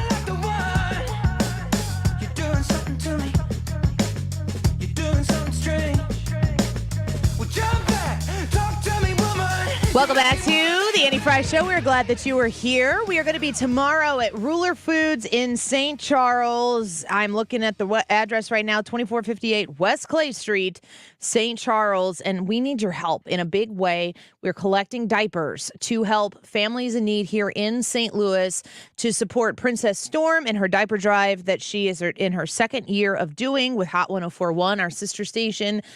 We want to support her and her efforts to support these families, and this is our opportunity. We talk about, being a pro-life. I'm a pro-life person. This is a pro-life show, and a lot of times one of the biggest accusations towards pro-life people is like, you just want to make sure the baby is born. You don't care about it afterwards. That is absurd, and everybody knows that that's absurd, but this is an opportunity to put your money and your time and your footsteps where your mouth is. So let's show up in a big way and bring those diapers to Ruler Foods tomorrow between noon and 3 in St. Charles. I would love to see you there. We had Vicky asked if Princess Storm was going to be there. She's supposed to be out there. Yes, she will be. And so will the four of us. And we got Drew in studio right now who is going to be running the board in here. So he's like staring right over Brad's shoulder. On the YouTube Live. It's like saying hello. Yeah, I'm just kind of looking back at it's offset. It's offsetting. It's funny upsetting. because you can't. It's upsetting. He's like so much in the bottom corner of the camera shot there that you could probably watch for a little bit of time before you realize that, yeah, there's a man back there. But he's going to be helping us. It's exciting. So please be a part of the solution here. We've stepped up and I've committed great things from the Annie Frey Show listening audience, and I hope that you are there with me to make this a huge success. Noon to 3 tomorrow, Ruler Foods, West Clay Street in St. Charles. We'll be out there. Want to meet you. Want to say hi. Want to collect diapers from you so that we can pass them along to Princess Storm. This is your first. This is your second remote. You were at the golf tournament. Yep, I was at the golf tournament. Oh, I'm still cold from that. That was awful, and it was April. Yeah, it was randomly cold one day, of course, and raining, but it was a remote. It was our first one together, actually. We made it work. All right, let's do YouTube. Let's do YouTube live chat poll. All right, the question is, does COVID still have an altering effect on your life? Yes or no, with over 150 votes. 81% of the people said no, it does not have an altering effect on your life still. 19% say yes, it does. I am going to give my explanation. I voted no in the poll. Mm-hmm. It definitely does not still have an altering effect on my life, and I don't know that it ever did. When I first heard about all the shutdowns and everything like that, I knew that was the left's purpose of this, was they wanted it to have an altering effect on my life, and I would not let that happen. Just chose not to. No. I love it. It does not. I'll read some comments here. Joe from YouTube says, it culturally has changed my life. I've seen life drastically change twice in my lifetime. Once was 9/11 and the other was COVID. I'd argue that both events changed culture more than my day-to-day. That's interesting comment. Charlie from YouTube says, I answered yes to the COVID question. COVID itself doesn't have an effect on me, but the mindset that the media and the government has led everyone to believe has had an effect on the company. Officer Gary says, I refuse to let COVID have any effect on my life any more than I let the cold, a flu, a headache, or any number of elements. Mm-hmm. Our friend G-Wib says, COVID doesn't have an effect on my life, but apparently it does on others with all the lingering supply chain problems, worker shortages, handouts, mandates, etc. Don't you wonder how much of all of those things are COVID related still? I just wonder, again, how much of this is policy. How much of it is policy that's put in place because of COVID? And it doesn't really need to be that way. It is dramatic to think about how different we would be living in our existence right now if Joe Biden didn't win the election. You think Donald Trump's presidency, his second term, would be drastically different right now? Oh, I do. I think that things would have happened. I think we would have recovered a lot quicker. I think that we would I think there would have been a lot of wailing and gnashing of teeth, but what else is new? But I think that he would have pushed us forward into kind of more of a Florida-esque strategy than whatever it was you want to call what Biden's strategy was. And I think that people would have gotten back to normal.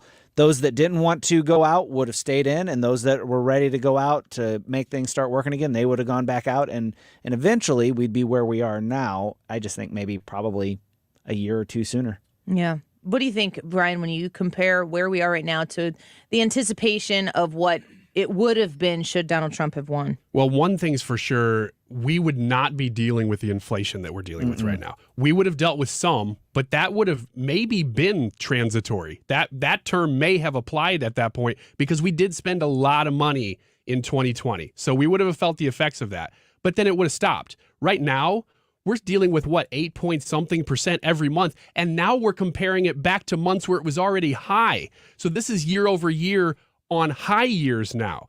So the problem is it's not going away. And I think by this point, had Trump been in office, we would have seen a return to normal on that front. You got some more comments, Hannah? I do. Ron from YouTube says, COVID had a lasting effect on me. I no longer trust Big Pharma and most major media sources.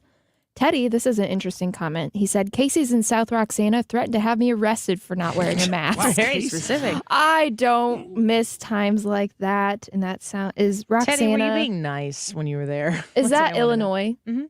I can tell. Yeah. I saw an argument. Yeah, don't do that. Well, she's not wrong. I saw an argument happen in a library once with a guy who said, look. Was it really quiet? No, it was loud. It was. Hey! Well, I think I heard it because the rest of the library was quiet and this argument was getting a little bit loud. He was saying, this is a public institution. Were you in the argument? No, I was just watching. Okay. And I was debating in my head some of the points each one of them was making. And I was like, ooh, both of them are making points that could be, you could make an argument for. But ultimately, I was like, doggone it. The guy is technically right, but the way he's doing it, he's not going to win over the person he's talking to. I distinctly remember that as a moment that I thought we have now crossed the threshold where people are getting sick of the masks, and that guy's done with them for sure. Do you guys still have masks? Like, do you have a mask in your car, a No. mask in your purse? No. Nope. No. I don't. Anybody that wants me to wear a mask will have to provide it. Mm-hmm. Or if they don't want to provide it, I guess I can't go in there. That's their decision, not mine. I will abide by it. Like, I wouldn't be like, Casey's let me in. I want the breakfast pizza. Banging on the window. I know there's a door right there. Pizza. I want a slice. Give me a slice. The one that drove me the craziest, because I was doing what you were doing, Annie. I'd go into a store, especially the more close to the end we got, which you didn't know was the end of the time, but you felt it. The one that I couldn't believe was I went into my normal, and we didn't, because my hair is what it is, I didn't go to the barber for a long time. But I went into a barber or salon, whatever she is, and she was like, you need to wear a mask. I'm like, during the haircut? It's one that goes around your ears. Ew. How are you supposed to cut around my It's ears? like that's the only hair I have left. Yeah. That's the only reason I came in, is so you'd give me a nice trim around the ears. I don't know how you're going to do it. That kind of stuff drove me nuts. Bradford. I'm sorry. Not really. That was a good slam. Not sorry. I'll take it. I brought the topic up. My fault. So do any of us have masks? Do you have masks? No, I couldn't. I don't even want to find them. I still have one of those gaiters that everybody, I have for a whole whatever reason, drawer full of people those. were like, oh, those don't count. Well, why do you want me to cut it into a mask that looks like yours? I can wear the same material. I never understood that. These don't work as well. Yeah, right. There was nothing worse than trying to dig around in your car for a mask, and then you realize, oh, it's on the floorboard. Yeah. What does this help me? It's for your health, Hannah. It's It's covered to in keep dirt. you healthy. That's how had their much I feet cared on it. about the mask, okay? I just left it on the floorboard and let stuff get on it. Do you remember you remember the arrows on the aisles? Oh, yeah. And people would be like, well, what if you go down the wrong way but backwards? It's like, I just don't really think that that's the point. There's still the stickers on the floor for 6 feet. Are you being 6 feet apart? And then the CDC would change that. You're like, well, what does it mean? Nothing? Okay. Looks like Tampa's going to get slammed by this hurricane. Oh. Hurricane Ian is a Category 3 hurricane, and it's supposed to be a pretty direct hit. You guys going to... Let's see. It says future radar. It's going to hit soon. starting at Wednesday. I will be watching this. Will you watch it? Mm-hmm. I'm a little meteorology nerd, so this is fascinating to me. We should have Hannah go out in the park and do hurricane coverage. Oh, that would be awesome. Here. Yeah, that's what I'm saying. That's still pretty sunny. All right, Hannah, thanks Just for the wait. update. I'm so committed that I'm going to cover it from inside the hurricane. Rain, okay. 5 to 8 you inches. guys can throw a trash can at me and act like try it. Sweet. Man, the more we talk about this, the more that it's going to have to happen. Let's do hurricane coverage from the Ruler Foods. We actually are, because Dave Murray's going to be on with us tomorrow. That's right. To talk to us about the specifics of the hurricane and how, because I would assume that by then, tomorrow, we'll have a little bit more of an understanding of the actual report of what's happening, as opposed to, brace yourselves type of stuff. So Dave Murray's going to be on with us tomorrow. But Ron DeSantis is all over the place right now. Did you see Politico's article on him? They were like, Ron DeSantis has faced a lot of things in Florida, but he hasn't faced a hurricane yet. It's like, what's he supposed to do? This is going to be easy. What's he going to? He'll be able to handle it. Stand out there and put his hands up and be like, no. Here's what happens when a fascist faces a hurricane. Apparently. Takes it all for himself. Send that. No, don't. Just get out of the show before I say something stupid. Yeah, you're close to the end. Just wrap it up. Listeners are going, before you say something stupid, it's 3 hours of nonsense. Have some blueberries. They're all gone. We are going to be out at Ruler Foods tomorrow. Folks, would you please show up and say hi? Bring a box of diapers, a package of diapers, whatever you feel you can comfortably donate to support this great cause. Princess Storm, Hot 104.1, our sister station. We're going to pass along our Annie Frey Show donation to her and help support her efforts. I cannot wait to see you tomorrow, noon to 3, Ruler Foods in St. Charles. We'll all be there. So will you. Mark Reardon coming up next. You're like most Americans.